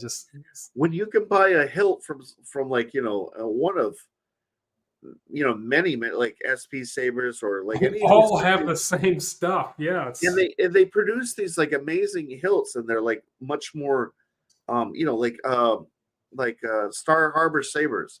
The guy has like 2 hilts right now, and he has variations. Like, what you're buying is like gonna be unique, and then you send it to someone, you get it installed, and you spend like $400 or $500, and you're gonna have like a completely unique saber that's gonna do everything to the end of the world, and it's unique to you. Or you could go and you spend that money on a saber with electronics that will, I don't know, it's just none of it makes sense anymore. I agree. I feel like the lightsaber thing really kind of, at least for me, hit its pinnacle in about 2020. You had good electronics, good technology, but fair prices and interesting hilt designs. And now it's just like everyone's doing the same thing, and they're charging more for it, and they're giving you, I mean, the quality, I will admit, the quality has gotten better. Like, these new Xeno boards are really nice. I'm impressed by them. But at the same time, it's like, who wants to spend all that money? And then you watch a Star Wars TV series, and you can just guarantee now that, okay, as soon as you see it on TV, there's going to be every manufacturer making that hilt and every font maker is going to have that release like the next day of that font, Yeah. and everything is just in your face and overload to a point where like nothing feels unique or special anymore. Yeah, I'm always like it's sort of like why I like Genesis custom sabers. I He really is want he is truly custom in my eyes. and the funny thing about my speeder here is when I ordered mine from him, he shipped it the next day. I had this thing in a week. Can you believe it? I mean, you ordered a bad axe, you know what Rob does, and it's just sort of like he had these things waiting.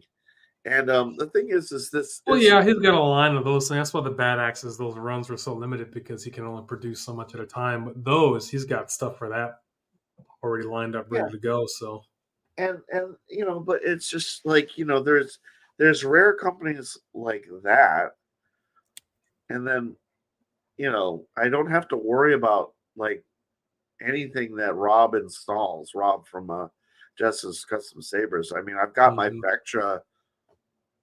I mean, I had to that's the other replace. thing is, it's not just the hilt, but his installs are just perfect.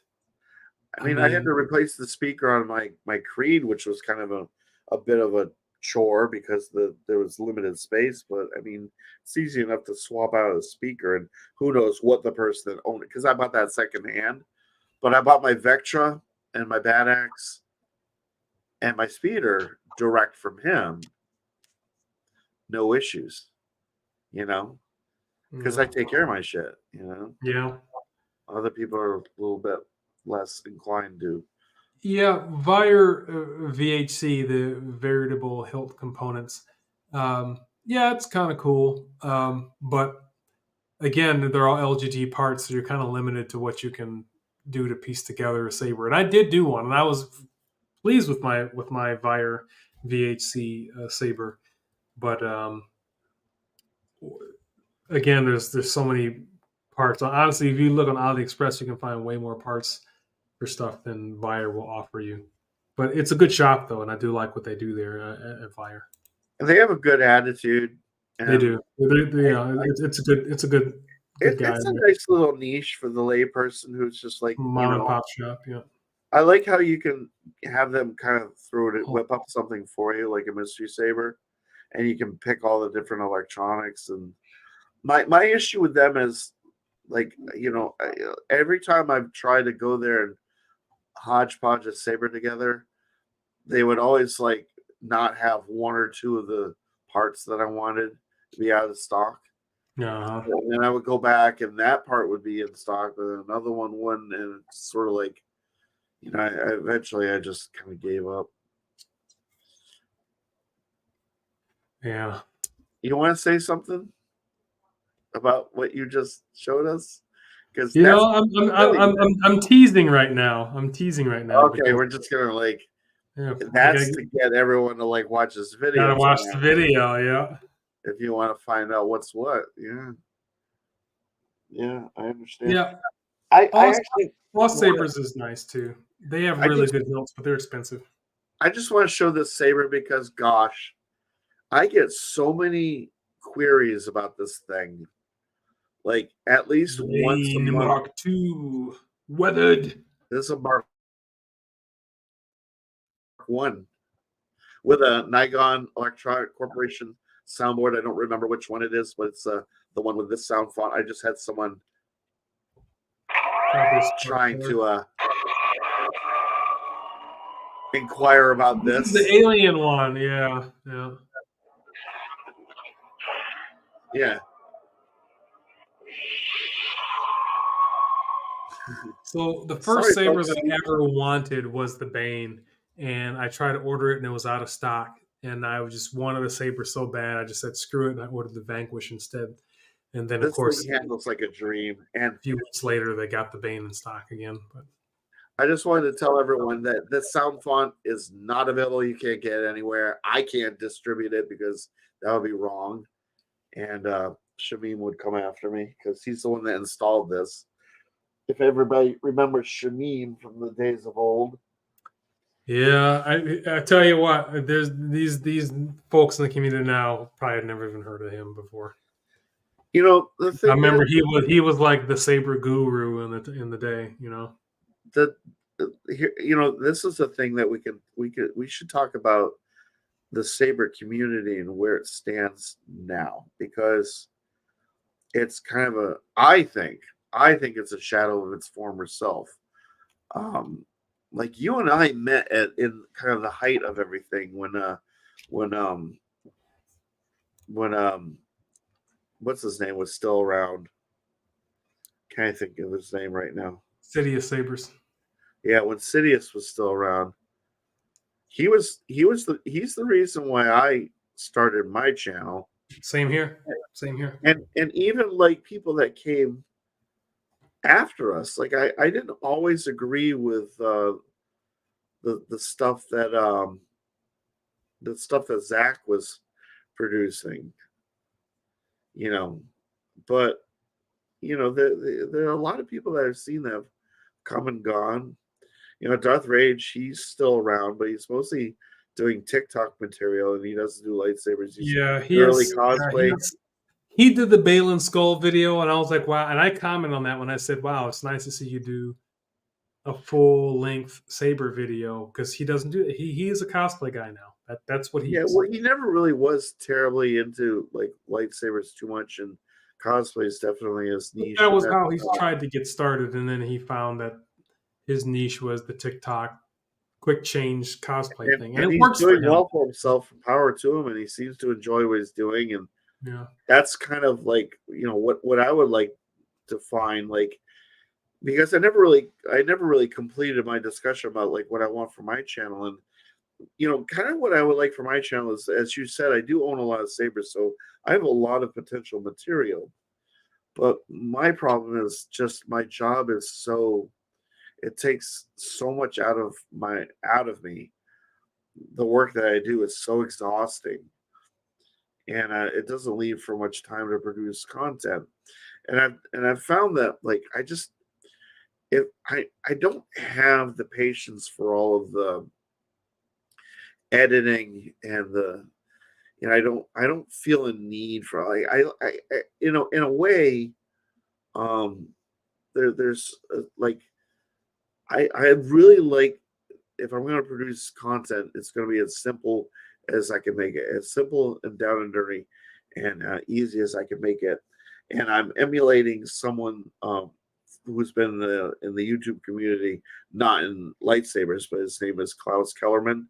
He does World of Tanks videos, and his videos are really, really kind of down and dirty and simple. And he's just being himself. And I've been following him for like 9 years, and I just sort of resonate with that. And so, as far as videos go, I'm done trying to make them complex. I'm just gonna like show the thing, those are the types of videos that I want to produce. But as my cat is playing with me now, I was enticing him. So yeah, basically, I want to produce more, but I want to go easy on myself, and I'm still kind of looking for an optimal editing software doesn't that cost. offers me what I want. I bet I've tried like 4 or 5 different free, and I'll find one and it'll do what I want, but then after a while it stops doing what I want, and then you have to pay like a monthly fee, and That's the problem. So for me, I try to produce quality. For me, the presentation, I try to make it as quality as I can, and I I use Adobe Premiere Pro, but that does cost me per month. And yeah, and sometimes I wonder, like, why? Because I went the free route for a while, but I just kept being frustrated with not getting what I wanted. yeah, But that's at the why end of the day, I look at it and I say, well, yeah, I'm paying this money, and I do like my videos, but am I getting enough back for what I'm putting in? And the answer right now probably is no. But at the same time, I do like putting out quality material in the cosmos. I just wish I did more. Honestly, if I did more, I would probably do better. And I have what 3,700 subs, but when I look at my analytics and stuff, the subs aren't the ones watching the videos. It's always the ones who aren't subbed that are checking that stuff out. So subs don't really matter to me anymore. It's just, am I putting out something that's helpful? And when I get the comments that say, thank you for this helped, I like that, I learned so much, that makes it worth it for me. But I do wish I had something that was more free that I could still do the same quality of put out the same quality of what I'm currently Yeah. doing. I've always found your videos to be, sufficiently conservative in nature, even though they look good and you obviously put the work into them. They're aesthetically pleasing, but you're not being bombarded where like certain producers would just make these videos that like the Frugal Jedi. He does a pretty conservative. He has a pretty he has graphics in the beginning and end, but he doesn't overdo it. I don't like watching videos where it's just like, what am I looking at? Like, why do I have Yeah, to look at the full spectrum of colors?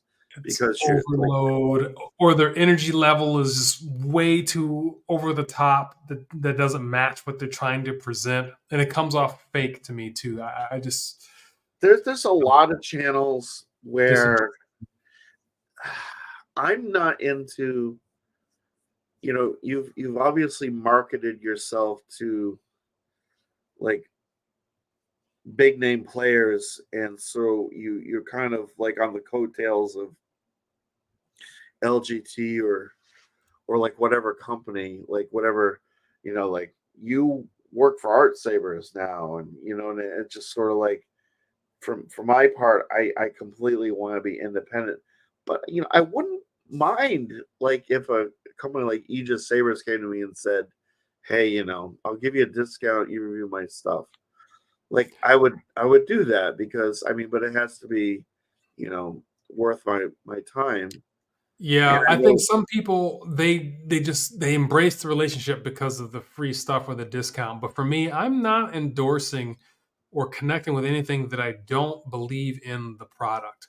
I want yeah, to be able to give a positive review. And if you're going to give me a product and say, do this for me, but if I don't like the product, I'm going to have a hard time producing that video. And I probably say at least once a week, I get an email to my Gray Paladin address asking for me to do a video and be affiliate or work on some product and stuff that's not even Saber related. I'll get things like one of them was an editing software. Some of them, one of them was like a coffee maker or something. I get all sorts of stuff. I'm sitting there thinking, I cannot sit here and endorse a product that's not Star Wars related because that's against my channel. And some people do that where they're talking about whatever their channel is, and then they endorse this product that has nothing to do with their content. And I'm not doing that. And if it's gonna be a saber, it's gotta be one that I like. And like you said, I don't want to be attached to. Now, if it's something that they make good sabers and it's something that I can constantly review and get good content on, then yes, I will gladly do that if I'm getting that discount. But I've never had someone say, "Here's a free saber, go produce a video." I just never got that. I've gotten offers where if you do this, I'll get a commission, or I'll knock some, like the Damien saber, like this saber that I got here. He knocked some off on that and said, "Do a video and you don't have to pay full price." And then he said, if the video does well, then in the future we can talk about reducing or giving you greater discounts for any other saber you do. But I told him, I said, I'm only going to take a saber that I actually want to have and use and do a review on. Don't just send me a dumpy saber and expect me to give a review on it. No, I'm only going to order sabers that I personally want to have. So let's say if you give me a discount on that Dooku saber, then I'll do a video on it. Yeah, great. But that's something that I was going to get anyway. Just the discount makes it that much better. yeah. For me, the companies that I'm interested in, like Genesis Custom Sabers, Rob doesn't roll that way. Oh, absolutely not. He doesn't need I to. mean, yeah, I mean he has, and Saber Trio doesn't need my help. No, they don't need anyone's help. And When their product sells themselves already popular, they don't need guys like us to do it because the product's going to sell with or without us regardless. Someone like Vader's Vault or Rob, they don't need guys small. We're small time. They're already doing more on their own than they are having someone like us. I'm actually kind of like, there's been, I look and I see hilts here and there that I'm interested in, but generally speaking, I'm not as interested in sabers as I used to be. I mean, what I picked up, like, I admit the Vectra was kind of like, I just wanted another saber trio, and that and the Vectra, every time I kind of looked at it, it was starting to hit more and more for me. And then I just happened to find one on eBay for a really good price. And I made an offer, and lo and behold, now I have one. And I'm looking at the Keller and Beck that you have, and I'm thinking, wow, that's actually really nice. I was really impressed. I was not expecting that at all, and I really wish that they would do better with their photos showing stuff like the chassis and what the specs and what the thing offers, because I was not expecting that at all. And for what I paid for it, I feel like that saber is way nicer than the price I paid. Yeah. So I'd actually be inclined to pick one of those up someday. But for the most part, I'm just like, there's just not a whole lot that I'd like to get. I mean, I kind of, you showed me that, and I'm like, I saw that. That's pretty cool. I mean, I'm really impressed by this. I think this hilt is so cool looking. Man, is that beautiful. And it looks like rose gold or rose brass. Or copper. I have the what is it called? I am so bad with names today. It's the katana style saber that they offer. The Ronin, or no, it's not called the Ronin. It's the one that has kind of the same finish as this. I forget what I'm curious how they got this crystal to light up, but then here in the thin neck, it still goes to and this is also available in RGB baselit. So I don't know how they're doing that in this hilt. The pins connecting the base of the hilt to the emitter kind of reminds me of the Sovereign a little bit.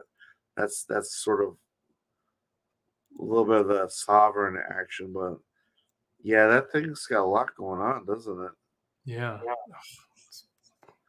I have one SK. It's the Saberforge SK with a really, really cool crystal chamber. But to me, a Star Killer saber is like, it's like trying to wield a pine cone. It's not and that design is this so cool looking, but does not make sense to actually. And use. I really like you. I would never do like contact type.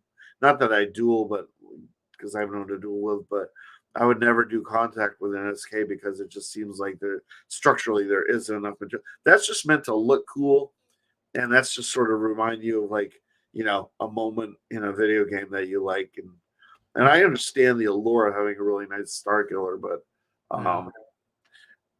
it's just it's not a comfortable hilt.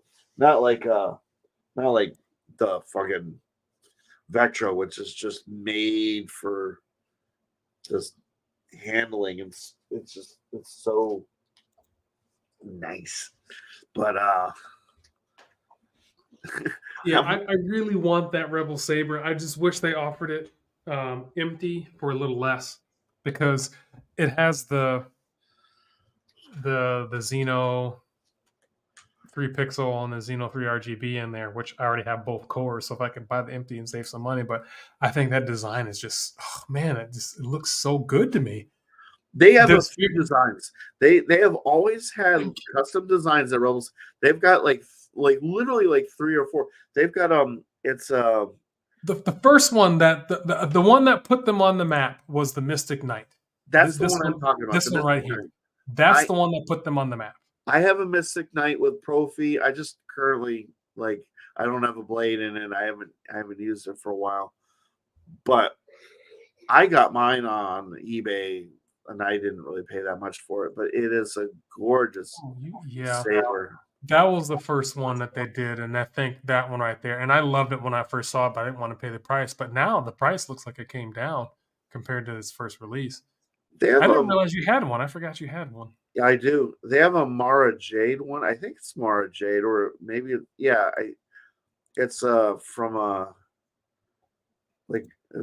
think it's like an animated, I don't know, variation. And it's just sort of like I picked up from Aegis Sabers like a variation of the same design of the hilt, but they have their own version at Rebel Sabers, and it's not very expensive. And I kind of have always wanted to grab that one, and they have maybe 2 or 3 different ones that I like.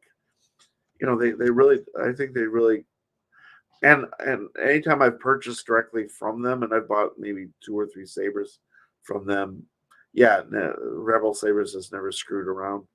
They've always given me a good customer service, so their reputation stands. Speaking of Aegis, the one saber that they have that I've always liked, and I'm going to try to pull this up now. Was And I that think Samurai?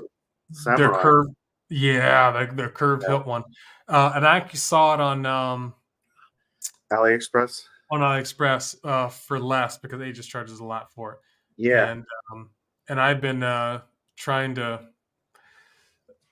been stopping myself from getting that one, but I would if I bought it, I would definitely get it from a store on AliExpress. You know, a little cheaper. as far as we're talking prices, you know what company seems to really have I don't know why, but they just their prices just seem so outrageous to me as Kyberlight. Kyberlight Kyberlight sells their own hilts and their own, the sleeves and the accessories, and they're not very expensive. But when they're selling, like LGT or TX, I think they sell TXQ. They are so expensive, and they always have these sales. And I always get these ads, and I'm like, and they like knock this much off, or they like whatever. And then I go and I look at the prices, and I'm just like, wow. Like you could literally go to AliExpress and buy that same exact hilt for like at least, if not 2/3, maybe half what Kyberlight is charging. And I don't know what happened to that company because I understand that a lot of these companies. Well, all of a sudden they get smooth swing and they think they can just demand the world. I never reviewed the V10 Kyberlight V10 because, quite frankly, I don't really care for it. There's a lot of issues with it that I have, and I just never got around to it. I never liked Kyberlight to begin with. I just don't think their hilt looks good. I think the parts that they do just look cheap to me, and their electronics sucked until that one you did with the smooth swing. I thought that was pretty good. I was impressed by that. The one before it, the one that I have that has the like the cross guard, that's to me the pinnacle because the V10 they overachieved, and I just don't like the interface. It just none of it. The buttons don't make sense. None of it makes sense. But the one before it, it only has 3 sound fonts, RGB color changing. The smooth swing works. And each 3 of the sound fonts works. Even if you don't aesthetically like the design of the Kyberlight hilt, how I have mine kitted out, it's like one of my prized sabers, and I think that's pretty much where they should have stopped. I mean, they should have just advanced it a little bit. Yes, go NeoPixel, but been a little bit more conservative, like what you find with the Flight. Just limit your features. Don't try to trying to jam pack things in there. Try to have it do like what a Profi or a Golden Harvest or a CFX can do, and before you know it, Reliability and user friendly. you Those find should be yourself the priority. in Electrum Sabercraft's territory. Their Ugh. reputation is shot, and they screwed the pooch with the D3. They got the whatever their new system is coming out. They haven't released any information. It's just talk, Yeah, I forgot what they call the thing. talk, talk, talk, talk, talk. I mean, I they're haven't just seen it, and I haven't. they're a And mess. They're terrible. I've seen people waiting a year, 2 years, 3 years for their. I don't know because I really liked electronics, Electrum Sabercraft's The hilts, design approach, but the hilt designs are great, they're and just that whole touchpad thing was so cool. But it still is. I still have sabers that I like, buy them, but it's just so. I don't know what's going on, and I don't mean to shit on them. I don't know that's not my because I want their company to work out, but I am not seeing yeah, anything that gives me I did a confidence out of couple of them. years ago. Now I just think they're a lost cause.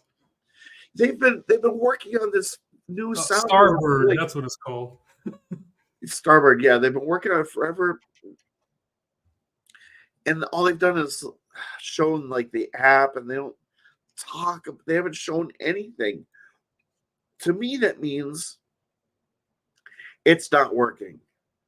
Yeah, And I think they're a company that should have given it up a long time ago and just switched over to Profi or CFX or Golden Harvest like Saberforge did. Saberforge was just like, okay, we have too many issues with the Saber core. So they switched over to a company that just scratch that specializes. and go with something else. And honestly, it saves you money. Let them develop and work out the kinks, rather than them Yeah. having to do it themselves. Mackie, I agree. I'm working on a Moff Gideon cosplay, and I need a dark saber, but I don't want to spend a lot of money for it. But the dark sabers are so expensive now. If you can find one for less than $400, you are lucky. You're doing well. Yeah. I think you got 2 or 3, Scott, don't you? Or different versions. No, I have one that I You got. gave one to Shannon. Yeah, I have 2 of those, but that's like really basic.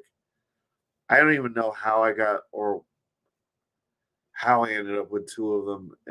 I don't have Honestly, I would take a basic one because I don't need it. I just need it to be seen when I'm like holding it while. But when you get the one like from the movie, they're either sold out or they're like $450. I only have 2. I have that, and then I have the like an LGT version, and it's just it has I think it's not the soundboard with the it's smooth swing, but it's pre gesture control. Mm-hmm. So it's not the RGBX version. So it's not the V3. It's this. No, it's the second version. No, that's and I bought that second hand, and that's all I need.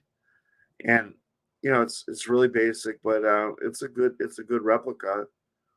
I like it very much. I mean, I almost bought ever since Mando came out, though the value of those sabers went up.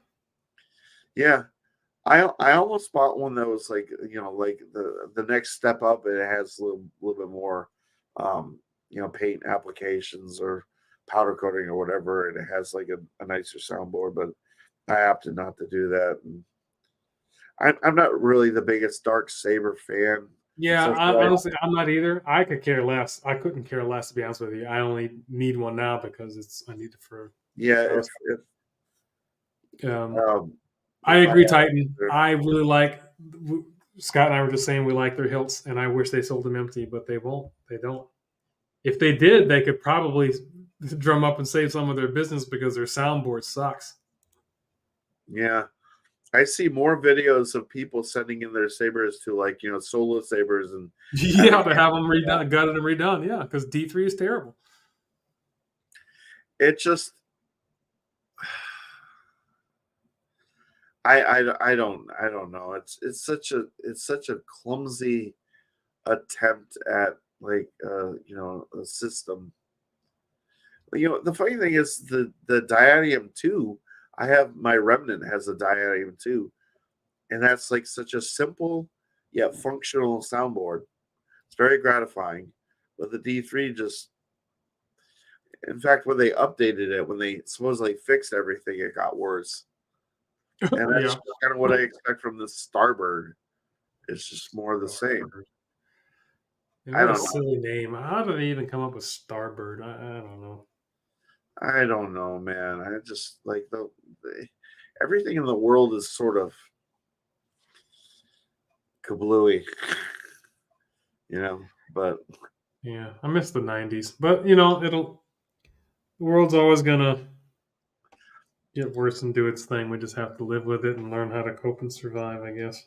yeah, coping skills are the most important thing, and there's a lot of people out there that don't have coping skills. Mm-hmm. They have other ways to deal with their issues with the world, and be it social media or other things. And it's just sort of like, go get a hobby, please, and just it's kind of like you have to have you have to use up your cat's energy.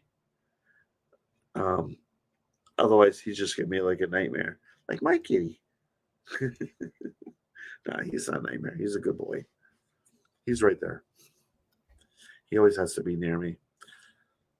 So have we missed anything? I think we're kind of So just 2024, and I kind of wrote down some things that we could be expecting in 2024 as far as Star Wars shows and movies. So we are going to see a new series called Star Wars Skeleton Crew, starring Jude Law, and apparently Jaleel White is going to be in it as well. Steve Urkel. And I guess it's yeah, and I guess it's about a coming of age crew that's and it's supposed to be taking place during the time of the Mandalorian. We're also going to get Star Wars: The Acolyte, and that's going to be the end of the High Republic, about 100 years before Episode 1. We'll also see Bad Batch Season 3 this year, and potentially, Tales of the Jedi Season 2. We're not sure yet, but possibly an Andor Season 2 as well. Apparently, they tried to start doing something like that, and then when they had the whole writers' strike, all that shut down, and they're just not sure how that's going to take off again. Question marks are, will there be a Book of Boba Fett Season 2, and will there be a Mando Season 4? I know there's a couple of movies that are in the works, but we probably won't see those to the earliest into 2025 or around 2026. So we're just talking about this year, 2024. No movies are slated for this year, but we should see 2 series, Acolyte and Skeleton Crew, and then potentially also Bad Batch Season 3. That's 3. And then potentially Tales of the Jedi Season 2 and Andor Season 2. Now, for all of those, I'm not interested in a Book of Boba Fett Season 2, but I would kind of like to see. It would be interesting to know what happened with him now that he got rid of the Pike and all that stuff, and to see how his whole thing progresses forward. Very much interested in a Mando Season 4. Is Moff Gideon or his clones all dead?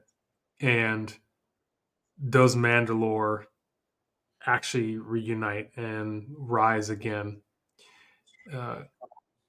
Probably not, because in the sequels we don't hear anything about Mandalorians. But this Acolyte and the Skeleton Crew, that could be interesting.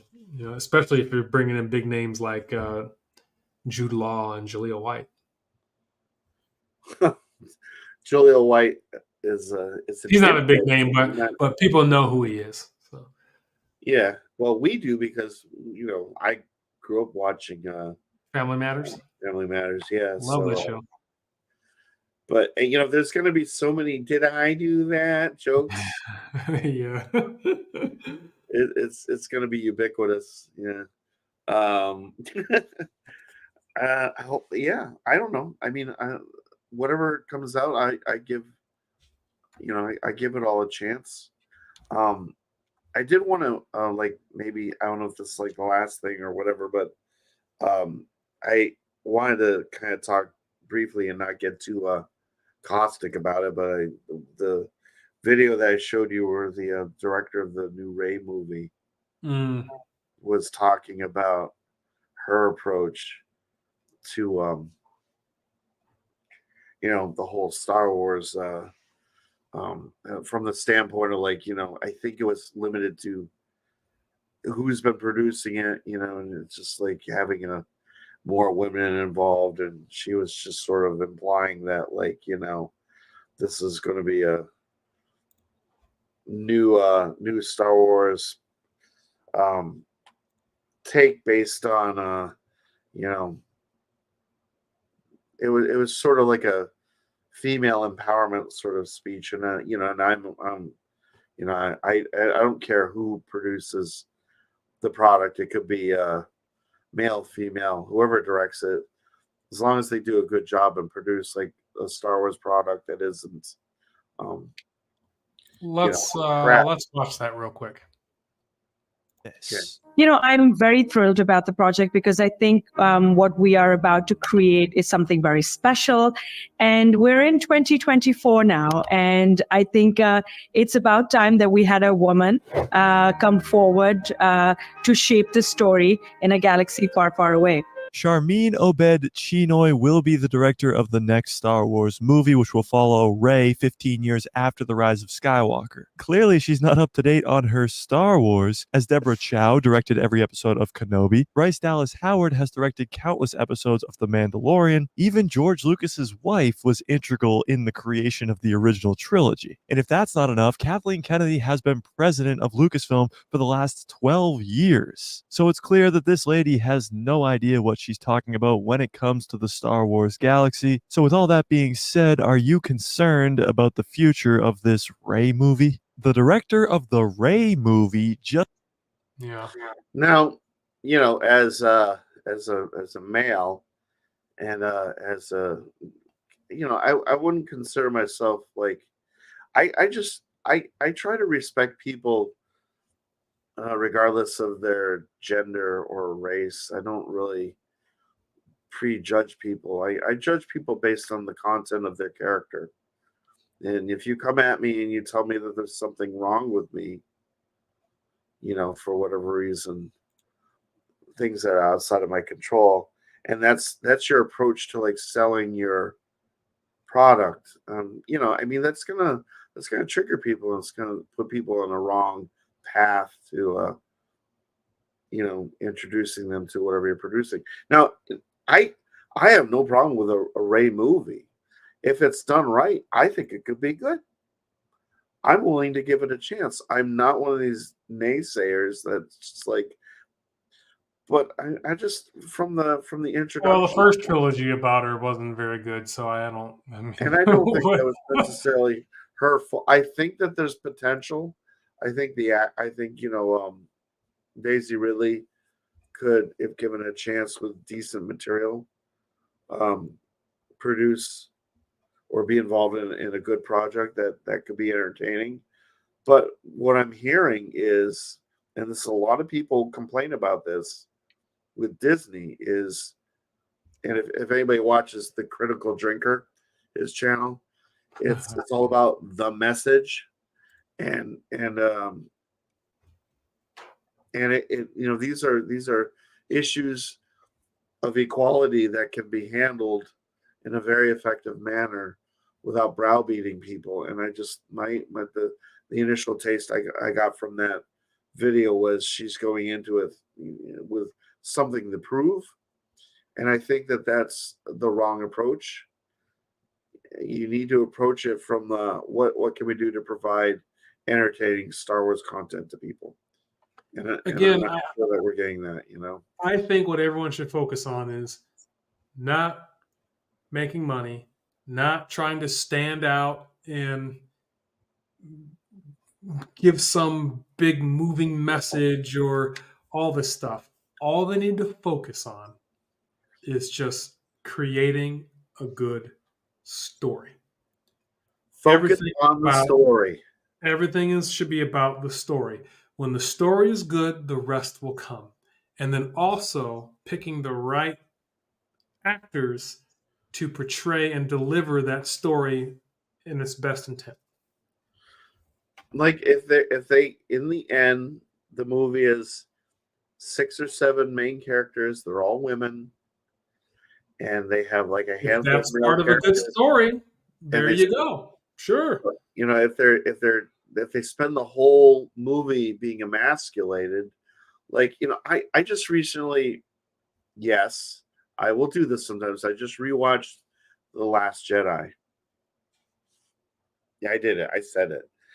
And, you know, overall, I think the movie had a lot of potential. It's just sort of the message, kind of the way Poe Dameron was treated in the movie, I think, set you know, people on a tangent. You know, it's just sort of like, yes, men. The Last Jedi was awful because it wasn't focused on.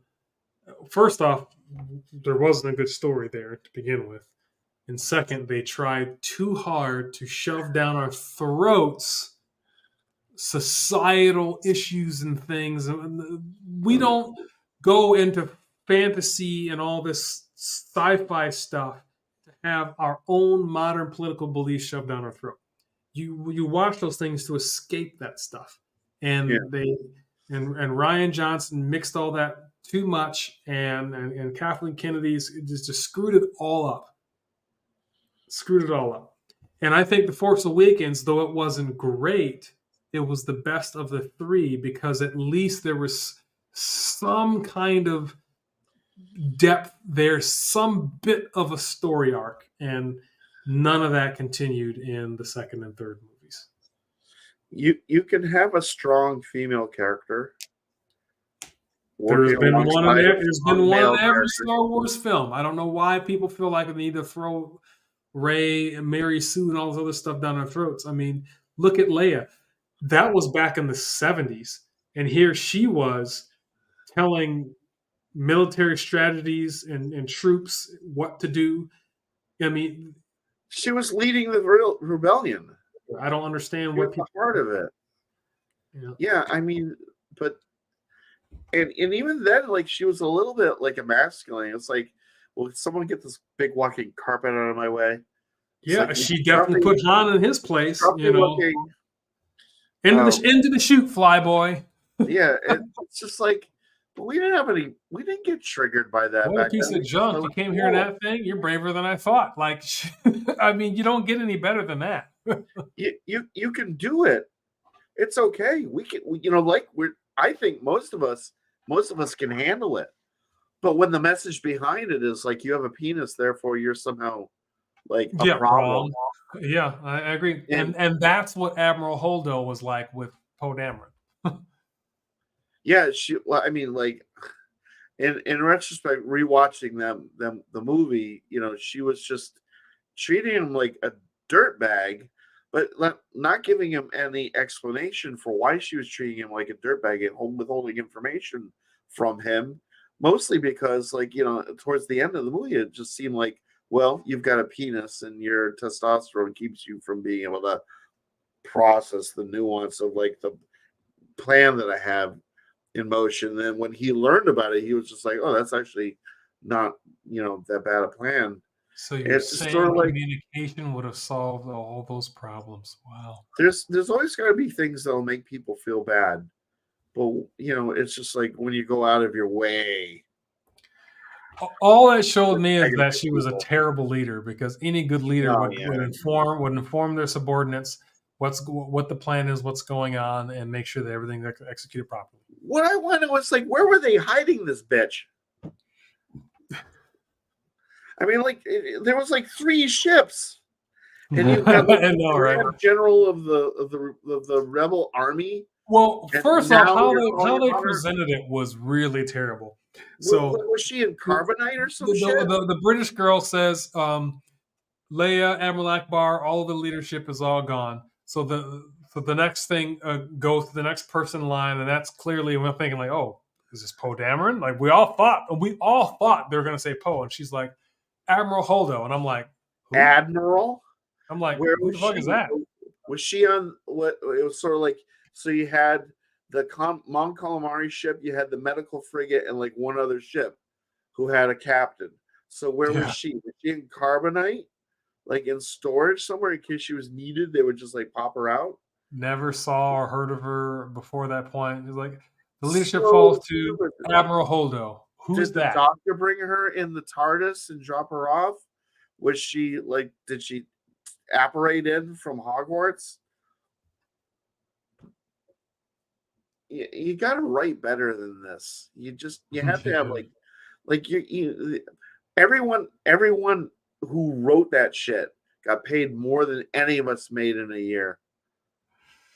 So I mean, whatever. Volt.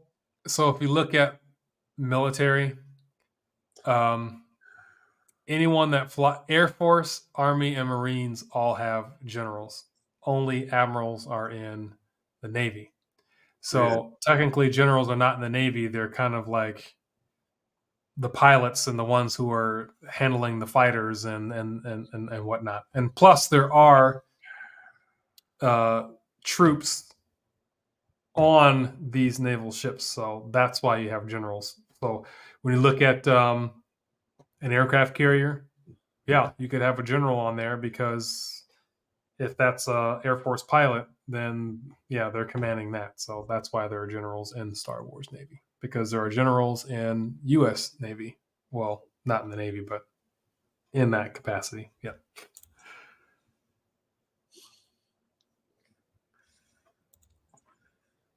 Yeah, but the Air Force has generals. They don't have admirals, and they're flying. So.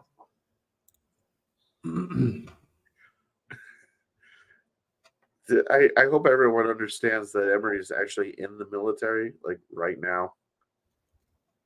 He knows what he's talking about. And the Navy does not have Marines. There you go. Marines are Marines. The Navy has sailors. Marines are the Marines. Yeah, well, yeah, that's That's a separate branch. correct. What's next? I know, right? We're just messing with you guys. Like seriously, like we're not trying to like pick fights. It's just sort of like. So when we talk about 2024, we should probably inform people of us and what we plan to do in 2024. And we kind of Didn't we do that? touched it a little briefly. We talked about what we did in 2023, but yeah, just to kind of close it up here, and that is going forward. I mean, Scott and I both said that he's only paying cash for his sabers, and that's something that I need to start doing as well, and reducing my credit dependency and debt. And so I'm looking at producing content that doesn't always require me purchasing a new saber, and I tend to do pretty well with people ask questions that I have pretty good information or knowledge on. So I think in maybe doing more videos on that, like instructional videos on like how to operate some of these new soundboards, stuff like what is accent swings. People didn't know what that was, little things like that. And I need to leave you to that kind of stuff because I actually have to go back and watch your videos. Like, I'll pick up a saber I haven't picked up in like a month, and I'll go like, I have no idea how this thing. Let me see what Emery produced, because you actually my videos are more like hey, look what I got, or like comparison. I just like I don't really and you care also about being informative. I have more fun. Yeah, you have more fonts and things, so I think you expose people in the community to more obscure, no-name font makers and fonts and things like that, which I And I do always cat videos. find helpful. Yeah, and you have the cat videos. My floofy cat doing blah blah blah. My floofy black kitty, who's right here. Yeah, so and I'm trying to do a bit more of the cosplay thing, but I realize I don't have to do a lot of different cosplays. Just find a decent one and do a I little. would like to. I don't want to. I don't want to shift into like the whole like, oh, here's the, and then I'm dressed and all that stuff. I mean, I could do some of those. I've done it once before, but I don't want that to be like my meat and potatoes, like Darth Rage and some of those other people do. But I could do a couple of those just for some content and trying to find some funny things. I like to have fun. I remember when I kind of got started, I had a lot of silly fun intros, and I've been kind of shifting into more professional demeanor, but I want to do some fun stuff too. We need some more Saberhood content, and I would like to definitely do a little bit some more like the collaboration stuff. type stuff. Yeah. Yeah, those are fun, and I enjoyed editing those too. Actually, I'm finding more joy in editing now than I ever have before. Just sitting down. I want to get completely away from editing, and you're just like, give me the precious, I'd like to figure out a way for us to do like a reaction video or 2 or 3, or even make it a thing. It's hard for us to schedule these things because of the time difference and the amount of like work that we do. But like even if it's just sort of like a quarter, even if it's not monetized, I would like to figure out a way to do that. But unfortunately, a lot of that does require like a distinct amount of editing before it gets like copyright strikes. But it'd be nice if we could figure out a way to make that. Yeah, for those, for me, the juice isn't worth the squeeze, and it is a lot of editing and tweaking for honestly very little payoff. I mean, those get so little views on our channels because people just don't care. I mean, I personally don't think reaction videos are anything and I don't enjoy watching people because half of them seem fake. But yeah, I mean, I think the biggest thing is, like you said, the time difference, us finding the time to put that together and then lining it up. And by that time, okay. By the time we've coordinated that, the flashbang is already gone, Tell you what we're going to do. Occasionally, you and I will just watch some shit together, and we'll leave it at that. We'll record nothing. We'll just find something. This I like. Hey, you want to watch some shit? And be like, yeah, I like to watch some shit. When we get fucked up and drink beers, yeah, I do that. Have snacks, yeah. All right. Now we're talking. It doesn't have to be full blast for the public. Yeah, you hear that, YouTube? We're gonna do this for us. It's gonna be like two friends that have met, like one of these days. And if it's hilarious, then we'll record it and we'll pop it out for everyone to see. One of these days, we're gonna meet. Yeah, I'm looking. And I'm gonna give you a big old hug, and I'm gonna be like, "You're my brother from another mother." Now what do we do? Let's go figure something out. Let's go. Yeah, I'm looking forward to that day. Honestly, the last time I was home, I was sitting there thinking, like, well, is there a way I could get to Is there an excuse I can make to get to Massachusetts without spending a lot of money? And I was like, no, I can't. So I'm not gonna bother saying anything. But the day will come. It will, because I have until the summer of 2025 in Europe, and then I'll be moving back to the States, and then that'll be much easier to coordinate something. Because everyone, I would totally take a bullet for this guy. He's good people. And likewise. Okay, people.